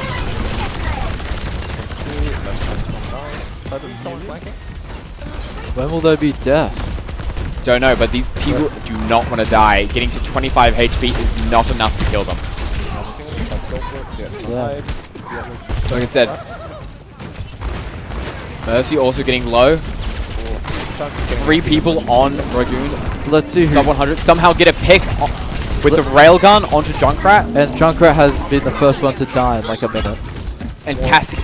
I don't know. And it seems like this fight might be over. 5v3. They could still bring us back to 3 and 2. Cassidy and Junkrat did just spawn, so depending on how fast they can get back to the fight, it might be able to. Ooh, yeah. Oh, it does pop ult to get the remake. They do get the point. So this fight pretty much is just They have 3 minutes people to that win this. I want to count this yet. They still have 3 yeah, no, this fight is pretty much just again ult charge and I mean, I guess stagger other people. Yeah, we capture second. Junkrat did not see the D.Va mech, which is, I don't know how he didn't see it. High ground, trying to get the back, but then off, behind it. Which one expect? No, that was good. That was good on made by Yama. Kana's going through, hitting 4. Oh, she gets that soft one, both supports, gets them both. And yeah, that's very clean fight. Sideshow getting back, and D.Va going back to spawn. Really good on Carnage ult. Yeah. So let's see what ults Ragoon has. Ragoon has both the Sojourner and Mercy ult, while 5 second cooldown only has the Cassidy ult, and maybe an upcoming tree. So Ragoon seems to be next fight going to be in Ragoon's favor. Yeah. Depending on how much Cycle pops up. It's always nice. Morris getting the first pick on Silva. D.Va regaining the high ground. D.Va does nearly have bomb again. Morris noted that they might take off. Ryan stops him for half a second there. Oh, that was a good sleep. Sleep? Yeah. Might not be enough though. Morrissey See, almost going down. See, Cassidy left the high ground, that's why he died. There are no supports though. There are 2 supports down. So they can't contest. Ooh. Nah, not having support. Is a 3v3 right now. But since they are a lot closer to 5 second TD spawn, it's going to be hard to, you know, keep that an even fight for long. Yeah. Close to getting 4 ults. I suspect out of the D.Va is looking for a bomb right now. Yeah. Yeah, because she didn't feel it based on after she's dead, or she D.Va. Bastion is going down early, getting picked before the tree goes up. Bomb going up. Ooh, D.Va popping on max. So No one dies. where did the May come from? I guess they had just swapped, but See, I didn't know it was a big pick either. That was like out of nowhere. Bruce gets raised on final point. They bashed on final points. Wait, how long has the Mei been there? Like, enough to have her ultimate? This seems like it will be the last fight since there are only 15 seconds left. And yeah, 5 second CD. I hold it very nicely. Come on. One last fight, 10 seconds. I don't believe anyone can touch. Yeah. Maybe if they went to City, I had maybe a shot. Diva? They did touch with the Tracer. Tracer. Never mind. Another Carnage coming out, hitting 3 people. These Carnages have been absolutely crazy from 5 second CD. Ooh! And the Jungle Queen is going absolutely. Yeah. Jungle Queen is just too. She was just. Wow. Yeah, I'm speechless. That was a close game. That was fairly close, yes. So. Yeah, so congrats to 5 second cooldowns. They win the fight 2-0 to Ragoon, and I believe. Brion, that is a well-deserved play of the game. 100%. So, one of his many Carnages winning the fight. Her. Beautiful picks all around. No. So was 5 second cooldown 2-0 or 1-0 for this? I think they were 0-1 before this game. They were 0-1? I'm not sure. Because we only saw plus ultra and 1 block beef jump. In that case, congrats to them, bring back putting 1 on the scoreboard. No. Unfortunately, I think Ragoon is 0-3, so that would be 0-3. 0-3. Was that their third game? I'm not sure. If they had 3 games. But I believe that is their last game. So I think there is one more map after this, which is what was the team game? Best of. Oh, so is this best of 3? Was it 1-1? Yeah, the 5 second cooldown won both games. Okay, so yeah, 2-0. So this game's over. It's over. Okay, awesome. Yeah. Sorry, I'm also a bit confused here. Oh, what's going on? So I believe it's. Are we swapping halves? Did we? Felt like. I think we still got another half. No. Well, 5 second cooldown won. Now, what would you say? What would you guys say was some highlights in that game? Oh, definitely. there is another half. That was just a very long half, and we. Oh, we just jumped the gun out there. Yeah, we okay, did. My bad. Awesome. So I forgot. Yeah. So Ragoon now has to. We're getting ready. Yeah, Ragoon really just needs to step up their overall fights. Small ghost playing Zenyatta. That is just. So not much has changed. Yeah, no. They did switch to Zen.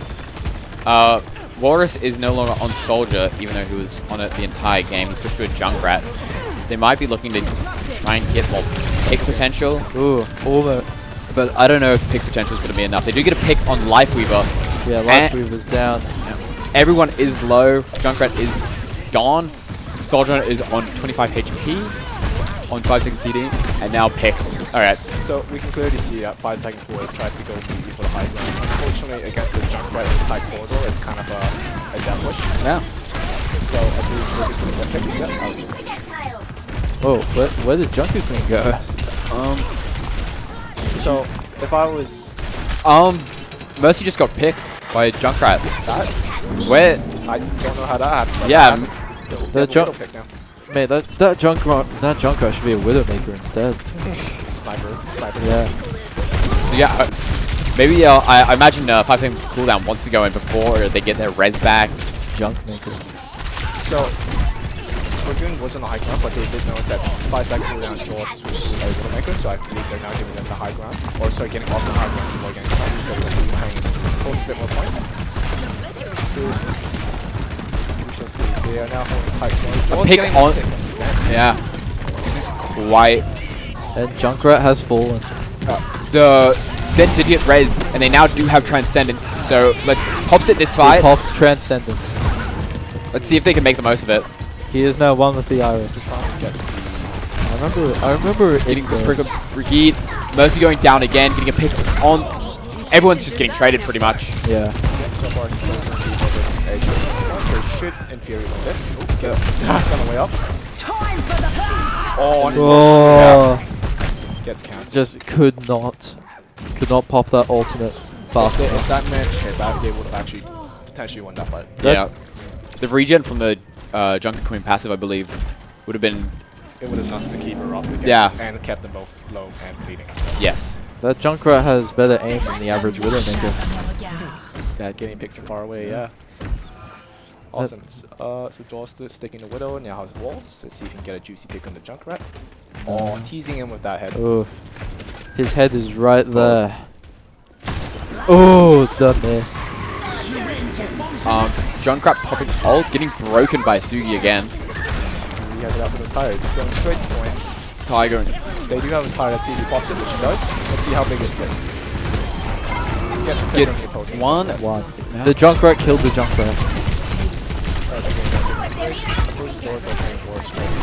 I believe it's down to 3-3. 3-4 now. He's the live viewers, he's a low target. With the Discord, it's going to be an easy pick. Yep. Joel's trying to find a easy pick. He only sees the D.Va. Tries to get C3 on the front side. Seems like D.Va is going to go after his Widow. I think D.Va lost sight of the Widow. Yeah. And they got point. So... Yeah, so... What happened then? And Junker Queen overview. G-Mech doesn't get hit by the knife, but will it be enough to live? It is. Yeah. Seems very overextended since they don't have mech up. Nothing to really like keep 5-second cooldown from just pushing in. 5 seconds to a high switch. Ooh, missing the axe. It's a bit tough to combo when you miss the knife, so you can't pull them in. So we'll see here. With the venture, she does be a bit more closer. Some shots from the Widow. Missing the head barely. I can see a 5 seconds now. Line to get A flank from the D.Va.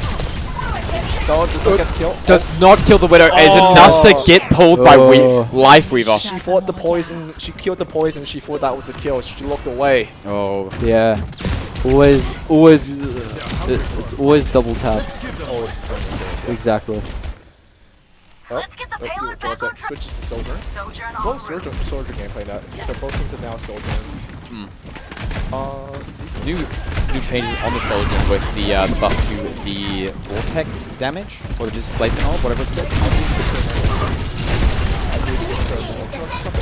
It does more damage, and it gives her more railgun charge. So miss the axe. So she might be able to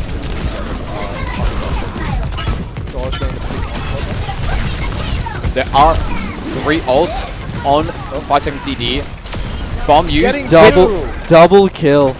They do trade back with their both Soldiers being down now. But the Venture is dead. It seems like Ragoon should have this fight. Yep. So yeah, they're backing off now.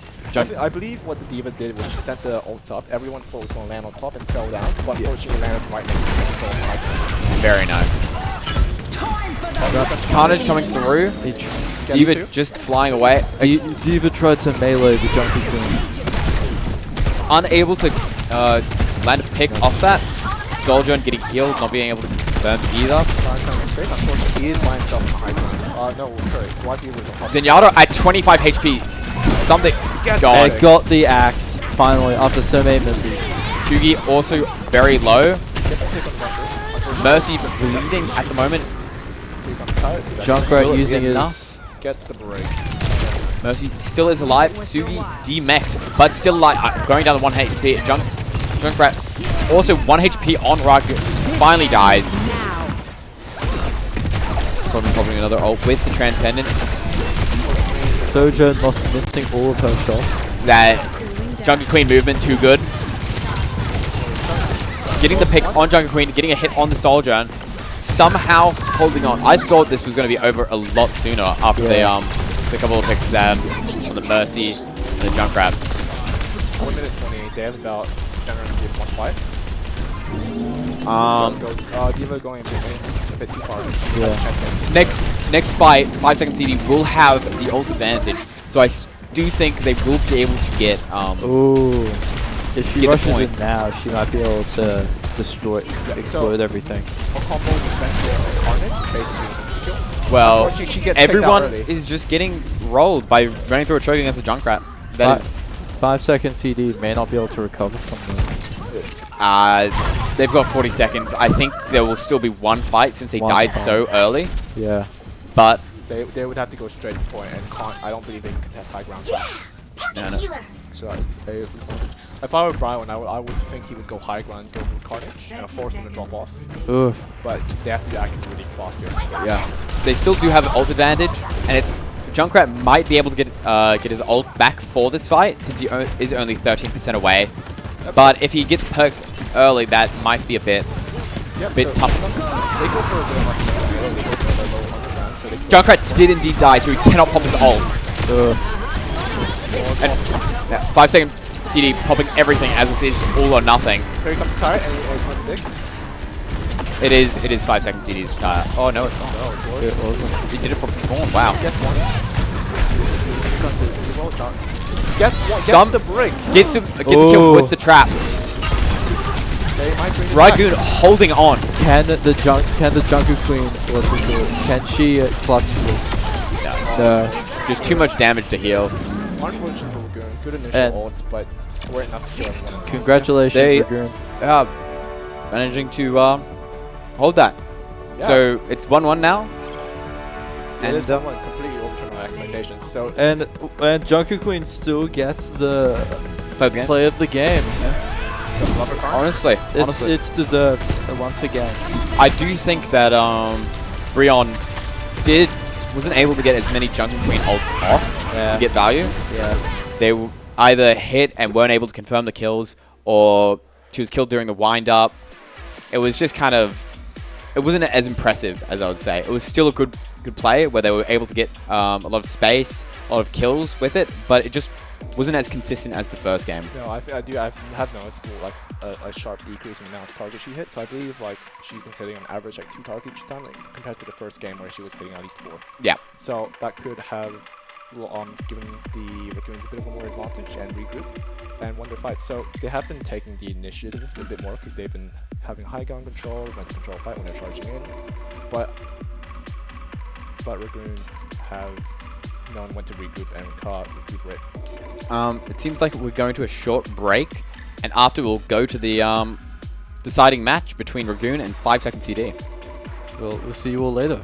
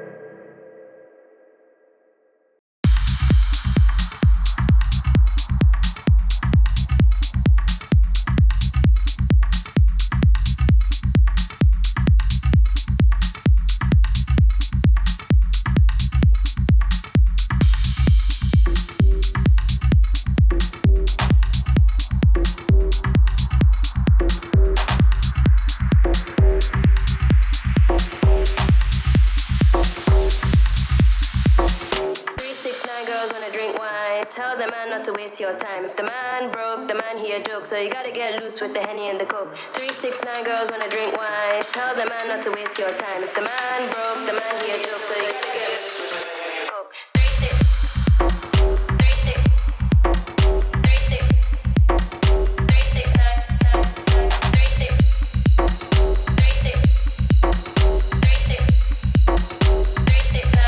drink wine.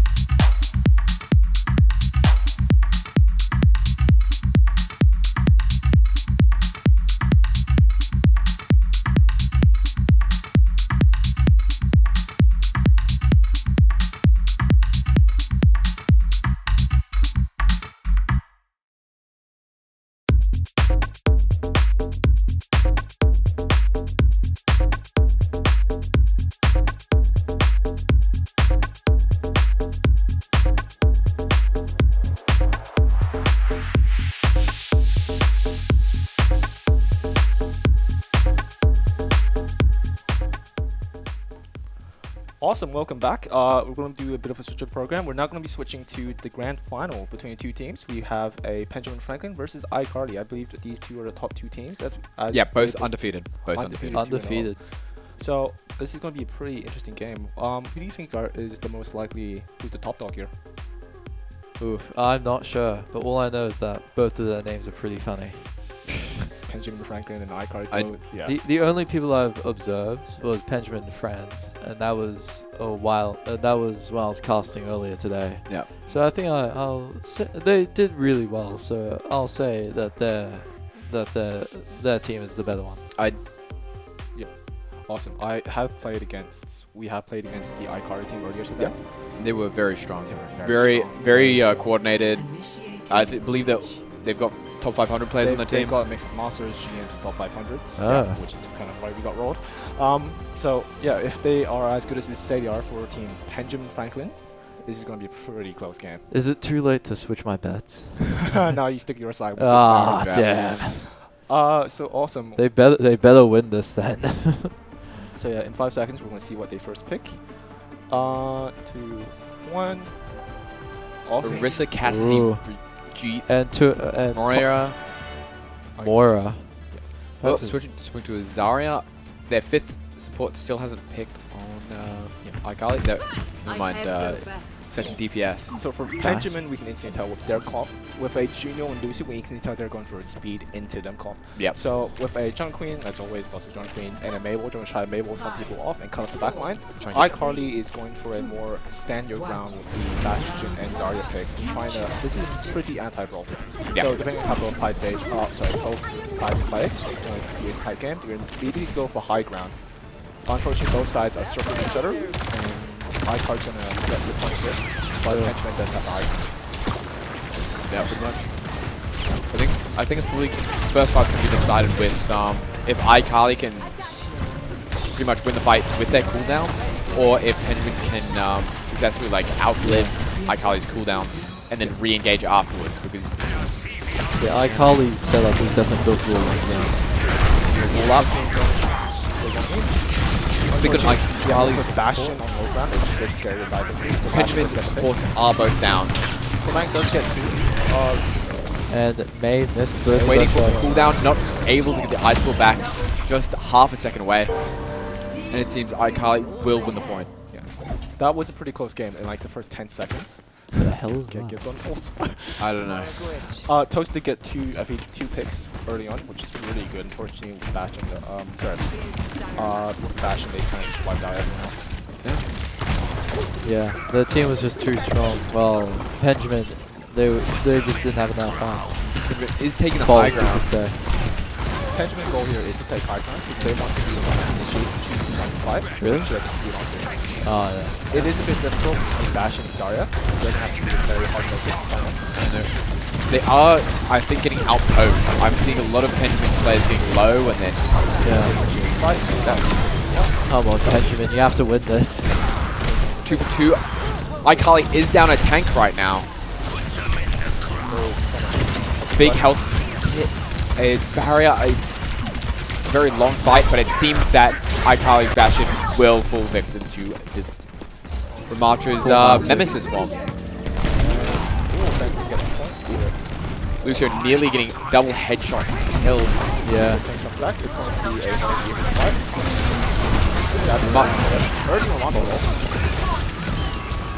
fight. Well, getting the Ramatra. Yeah, that was a good play. The Ram. That's a Ramatra. Ramatra. Right. Yeah. Zarya getting picks. Looked away for a moment and everything is just falling apart for Benjamin. Yeah. Yeah. Benjamin they're just being disassembled also. Yeah. Well, they are putting quite a fight at the start while they have the cooldowns, but it seems Yep. Zarya is low. With the new changes that Nemesis form on Ramatra no longer goes through barriers, so this this Brigide's shield is actually protecting a lot of people.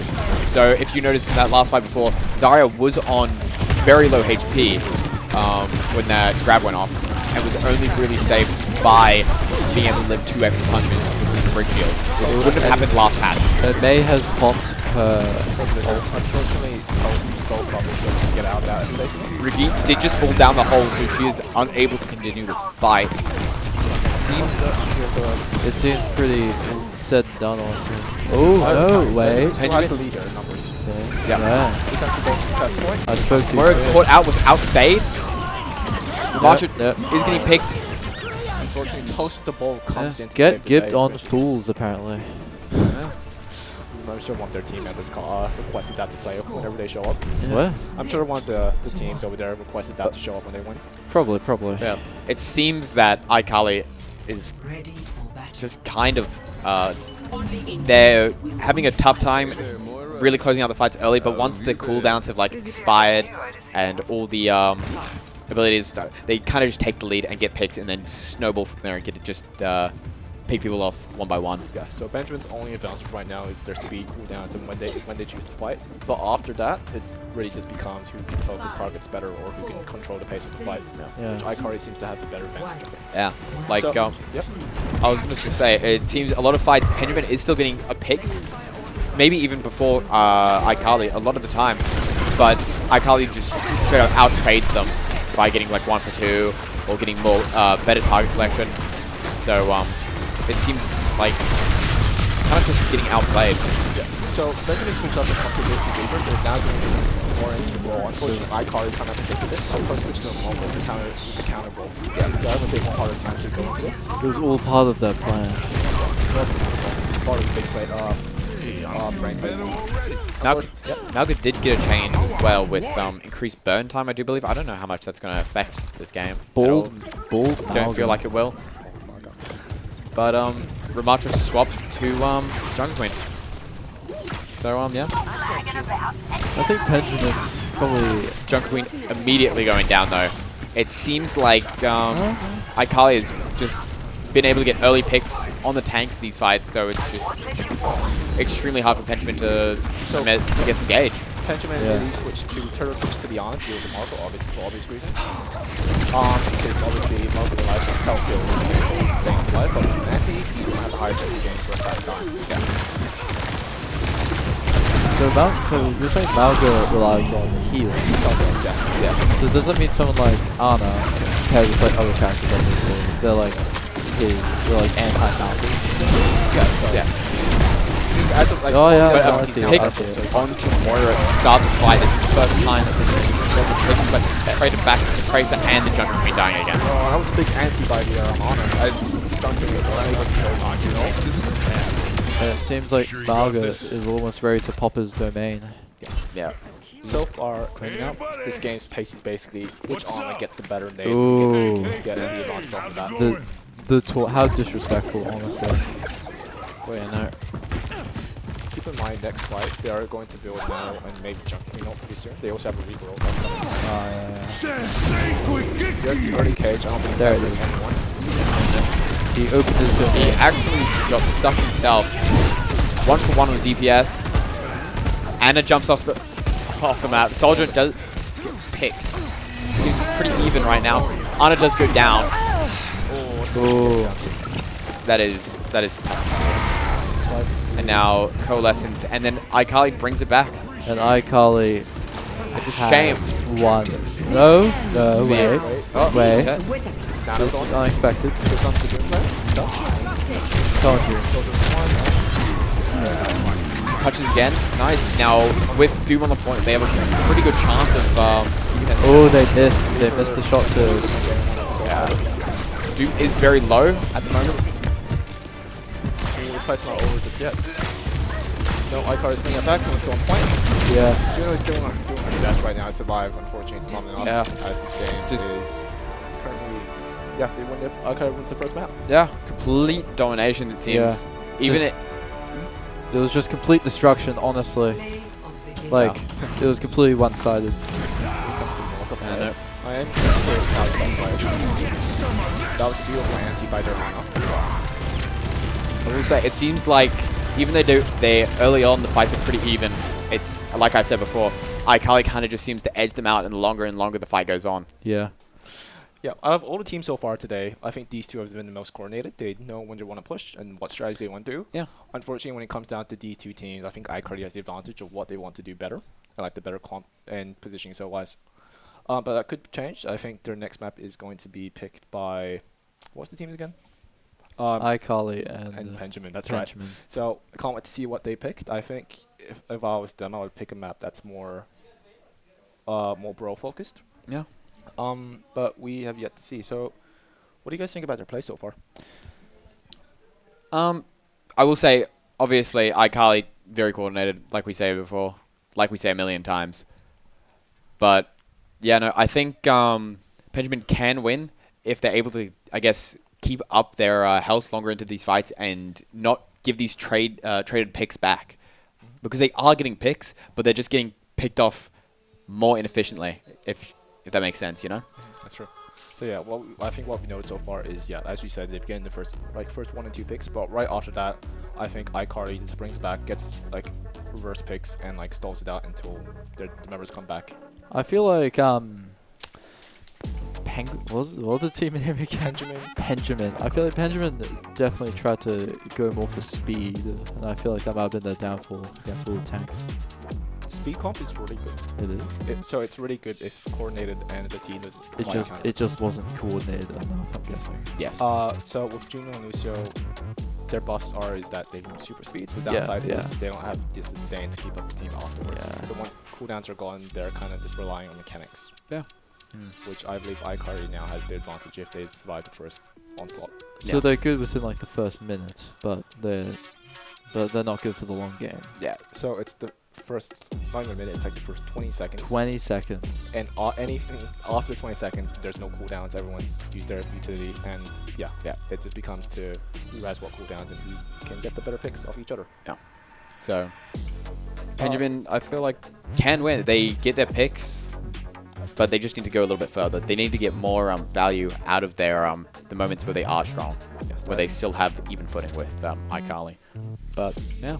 Yeah, but it seems like maps. Sorry, you were saying? It all comes down to skill and coordination, as well as maps, you could say. Yeah. Yeah. So it seems like correct me if I'm wrong. Is that Eichenwald? That is Eichenwald. Yeah, awesome. And once again, we have a reappearance of Jay. I think Jay's been playing like 3-4 teams today. He's been subbing for so many players. Just in love with the game. He's in love with the game. He wants the MVP prize. He does. Eichenwald, awesome. So this is a beautiful map for speed roll. Yeah.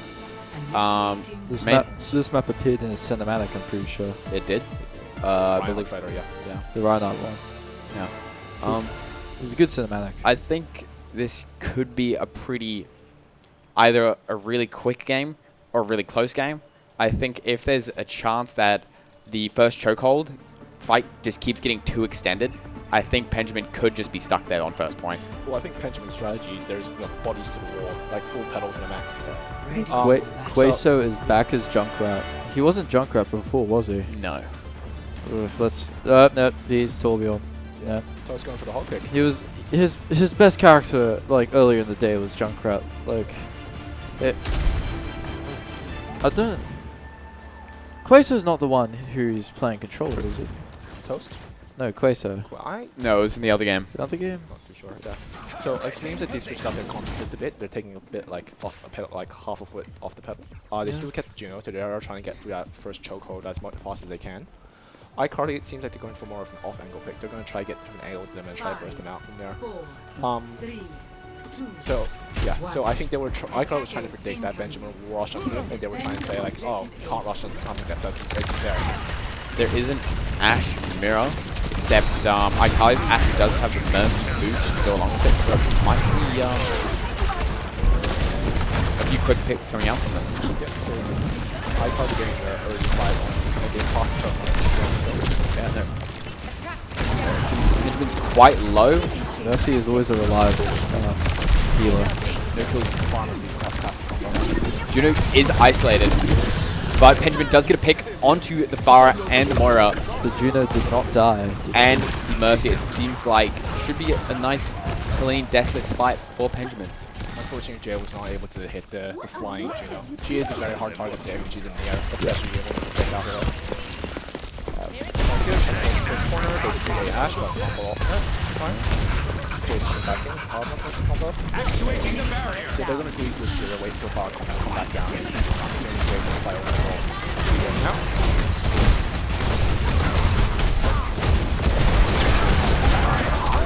Big block. Big on my Kali support again early. He's just that is the classic corner. Yep. Torbjorn headshots do do a lot of damage, but it is very easy to get surprised and just die very quickly. A pick onto iKali's Ash. I suspect that Jay's trying to build his ult bar, so you can see here it's 95. And Torbjorn is shooting around the corner. Yeah, he's just not going to stop moving. He doesn't need to when it's a bigger pass back. But Jay's going to try to get the high time. He's going to try to go for one hop to see if he gets two. Yeah. He's going to drop 3 feet. Blazer initiating his ult first. Oh, here comes the ult. Gets 2. Very good picks. I'm trying to keep the map alive. Barrett does get traded back. Grandpa Cat getting 2. Yeah. Seems like just a quick, clean fight. Yeah. Pot 6 gained. Grandpa Pot going for the first one. Does not get the jump off. A bit of a weird situation from the second. Gets out alive though. But yeah, once BAP threw his mortality field and that got destroyed, Farah just went in.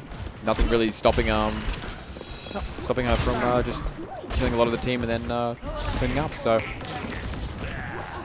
what do we have here? So we have a toast with a let's get the pick. Yeah. Didn't even slam him down. Very good combo. Ooh. Getting 2 picks early on. My card has advantage in the fight. Backing up. Let's play a bit more safe. Now they're 50 down. On the move. Awesome. Ash going for the high ground. Well, they're now trying to get out the doorway and see if they can get a fight with this long bridge. Yeah. The Monster does have ult. He's trying to get into a flank. He's getting in a position where he's Ash trying to come out. Oof. Rada is not having a good day. Bob 4 is just not really done. Except the Moira getting picked off by the Junkrat. Junkrat is low though and does get picked. Ash on iKali's team is on 75 HP, but Baptiste does go down before her, and with the Echo Beam finishing off the Ash on Benjamin. It is now a 4v3 currently. But iKali does not have their Sigma to frontline for them, so it is very risky. Very good play by Formatic using his ult to get that extra shield so he doesn't get burnt. Is that a second ult? And it seems like Moira is sucking a lot. One could say that? Yes.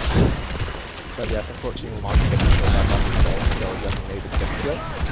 Ash does have block, so they want to test this probably a bit longer. So it seems like iKali is trying to go for a high ground here. Echo ult is being very low off the bat. This is the first time I've seen a Yeah. I thought it might have been a very blue bit of Ramatra or Junkrat getting higher, but no. Just one cost to get it over. It seems that they need to keep the Lunar game and not the ball. Yeah. Mohammed is diving. Full heal going into Ash, saving her. Seems like Benjamin is holding on 0 to HD. It's been one of the most drawn-out fights between these two teams, I will say. Normally, once a couple players go down, then it's just one team takes complete domination and just cleans up. But, yeah, no, it seems very 50-50 at the moment. Benjamin has to go Mohammed is doing a good... Ash going down. Junk Queen, this is just getting cleaned up, picks up the picks. Mohammed is doing a lot of crowd control. Cutting off the back line, getting 2 picks, and leaving the Evil Monster off top by himself. So I believe they are going to get this second point right. Tire coming out is contested. 2 picks with the tire. Once more, one. But Juno going back. It seems like this fight is not over, even with the big advantage. Ana going down is now as well. And then, this is last fight, so he will have to contest else to get all. I don't know. Maybe another fight could have it. It can happen because Ball is still in the backline. Yeah. Touch. So you can see iCarly here is now about to enter last fight. Touch. Romancho does have the goal, so this is very critical for last fight. Everyone else on Pendulum, though, is pretty far away from their ultimates, and unless there's a really long fight, which I doubt with the Moira ult coming up, and the Pulse Bomb from Tracer also coming up, it seems like picks will be here. But Ana is 1 HP on iCarly. Everyone is getting healed though, so that doesn't matter. Bull is extremely low. If they lose their front line, it might be really hard to stay on this card with the Nemesis ult. 5v4. iCarly Bull does get 2 picks, 3 picks, Ooh. 4 picks, Team, and it seems team like wipe. It's a team they wipe. will get the point. That was a very good push, very That good was- coordination. That was great, honestly. With how low Bull got, with the Nemesis ult going on, if Bull does die, it's extremely hard for Squishy to like stay alive for too long because they just get drained and punched and. But the Hammond is waiting for that opportunity. Hammond really is good at area denial. I think it's called. Yeah. He's good at that. Especially back up to the front line. Yeah. The Bob in a really good position. A big minefield, getting with a Bob as well, getting both the tank and Yeah. both the DPSs. I do not see how Pendulum can recover from this, honestly. Yeah, no. They No, not even going to be able to spawn in time. Seems like it went from a very close second point to a very decisive third. yeah. That was an incredible play by That both was the Ash that was and the Ball. great. That ball position was straight in the middle of Spec Band, like Yeah. perfect positioning. You could not hide from that. And with a ball ult mine to finish it off, they had no escape. Yeah. Awesome. So now we will see, I believe, Pendulum on the attack. Yes. Yes. So let's see if they will fall back to their more comfortable comp, which was the Brawl speed call. Yes. But they did notice that it wasn't working for the other maps. So it's going to be an interesting flackabot. But yeah, do you reckon iCard's going to stick to the same comp, or do you think they're going to switch it up? I don't know. I think Ooh. Smashy does like the hit scans. I wouldn't be surprised seeing, a Cassidy and then also a Ash. So they're going double hit scan. And Anna as well. Did they have Anna last time? They did. They did. But they did not have a Orisa, I don't think. No. Shout out to GF from Smash It. Yeah. Well, Awesome. yeah, no. So I'm interested to see what Fnatic's going to go, because Ramatra wasn't quite working out for them. Got prank Yeah, YouTube. no, wasn't getting a lot of value with the ults. No, unfortunately, Oh, Ball in the backline is too disruptive for him. a Doctor Who reference. But yeah, no. iCarly's target selection is just Okay. too much, pretty much. Okay. Just So- the chat. Yeah, we have a bit of a bear pick, so we have both 2 Orisas and 2 Ashes. On Icon, it's good information.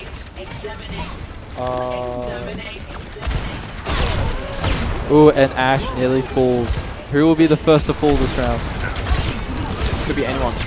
But It was Cassidy.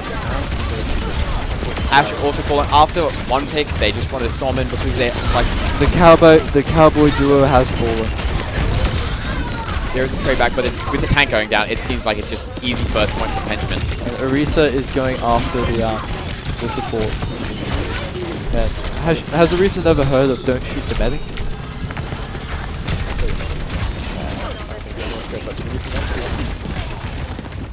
Also, Jaden switching on the Genji. Posting back already on the ball, it's the point. He's really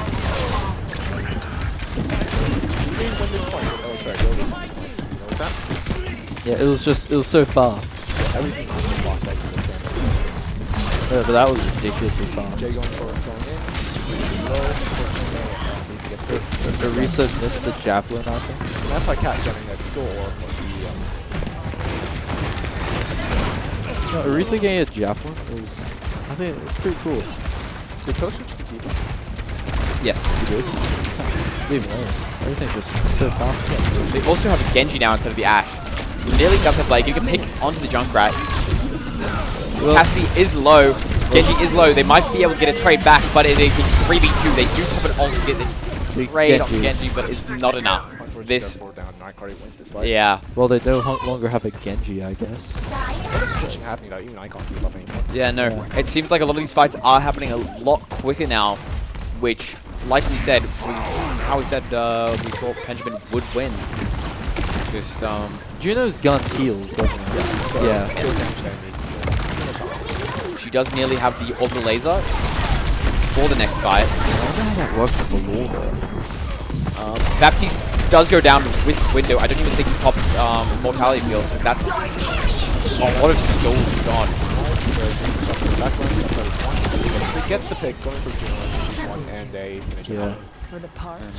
No need to use her ult. So now iCarly has 3 ults. The Castillo, the Genji ult, and the Eva ult. Pendulum, while she has 4 ults, which they seem to have the advantage, especially with Bob. Ash is Ash is getting Bob ready. Yep. They do have Blade, Bob, and Bob. There's Blade being popped. Let's see how many he can get with it. Bob has started to do something. What that Big is, 2. I don't know. No, that is a clean fight. 5. iCarly. It does get a pick onto the Cassie with Bob, but it doesn't seem like we're going to be able to get anything else out of that. Okay, Queso is back using Junkrat. Diva going down quite late. That is pretty staggered. Genji going crazy with the reset. You saw free switch. But Genji, stop moving. Unfortunately, gets picked, but I believe that fight's already over. Putting a question mark in the chat instead of moving out of the way of the Ramatra. The thing is, Ramatra's still on point. He's still pushing the point by himself. They see the back. Getting healed. Everyone is regrouping, so This is such a good angle. He can't get the high. Baptiste and Junkrat. It's another decisive early fight from iCarly. And Ramrada is still alive. No, he is no longer alive. I would not be surprised if Automatic on Ramatra pushes off now. He does not seem to be going. There we go. There's the monkey there. He's now going to go test the high ground. My ultimate is charging. So yeah. They still, Benjamin do still have Tire and Window. Haven't been able to use that, but those are the only 2 ultimates ready at the moment. Coalescence from Moira is 8% away on iCarly, and from how it's been in the past, that's been enough to like just keep them along, even if it's the only ultimate.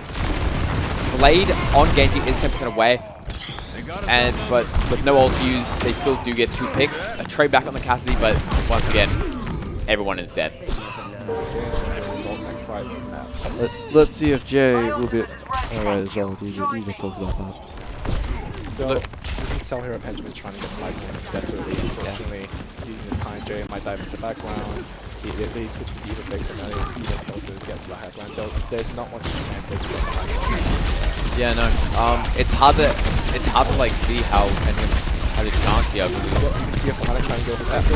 Getting on the Moira, Coalescence popping out for the spark ability. The more Here comes the tire. Jay getting 2. Another big Blade. 1 kill. 3, it's just at this rate, it's just way too dominant from iCarly. Moira doesn't have a charge-up attack, does she? I don't know. It looked like she was just holding her hand up like Yeah, that. that's her ultimate coalescence that shoots a huge beam. Yeah, I know. Oh, okay. It must have just been on the tail end, so it just looked like something else. Gotcha. But yeah, no. Getting away from the Widow. barely. Interesting pick into a monkey. From the trash talk on the Genji, I think it might be a bit of a confidence play. It's what we call Yeah. Diva Bomb going straight up. stay alive. Back down. Gets the mech kill. Holy. Oh, Quays getting too greedy there. But yeah, no. It's looks like Hyman failed. The Widowmaker does go down to the Winston, like you said. Pretty bad pick. Diva getting unmech'd. Cassidy does get picked, as well as the Winston. Unfortunately, Cassidy's Hyman failed. So it was more like a low Someone is on evening. cart, though. There is an issue on cart. There's a fight Overtime. happening in spawn, and overtime It's is not over, enough. and iCarly does take the game It and the match, I do believe. It just was not enough for Benjamin to be able to succeed, I guess. A lot of GG Easies going off in the chat. And Jay is here with the play of the game.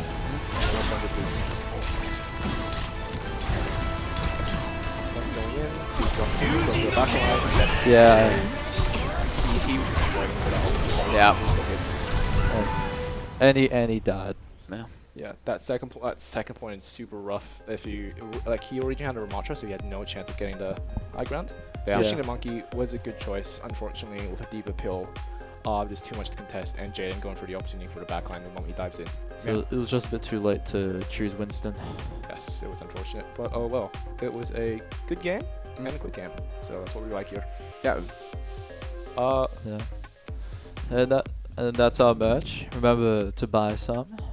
You could get our jersey, our hoodie, our extra large mouse pad, and our arm sleeves. So yeah, I think that will wrap us up for this tournament. Yes. Congratulations to iCarly for winning the grand final. Yep. They won it all. Yeah, so they've won 3-0 flawless games. Have they lost a single map? No. No. Nope, they didn't. They've not lost a single map. I wouldn't be surprised if they. did though. Yeah, so Like, who if they- invited these guys? Like, come on. Like- For fun tournament. Super fun. So- Super fun tournament. We Yeah. had a great time. But yeah, awesome. But yeah, no. Yeah, once again, congratulations. Thank you for everyone who joined us. Decisive victory. Thank you all for joining us today. We'll see you all next time. And have a good night. See ya.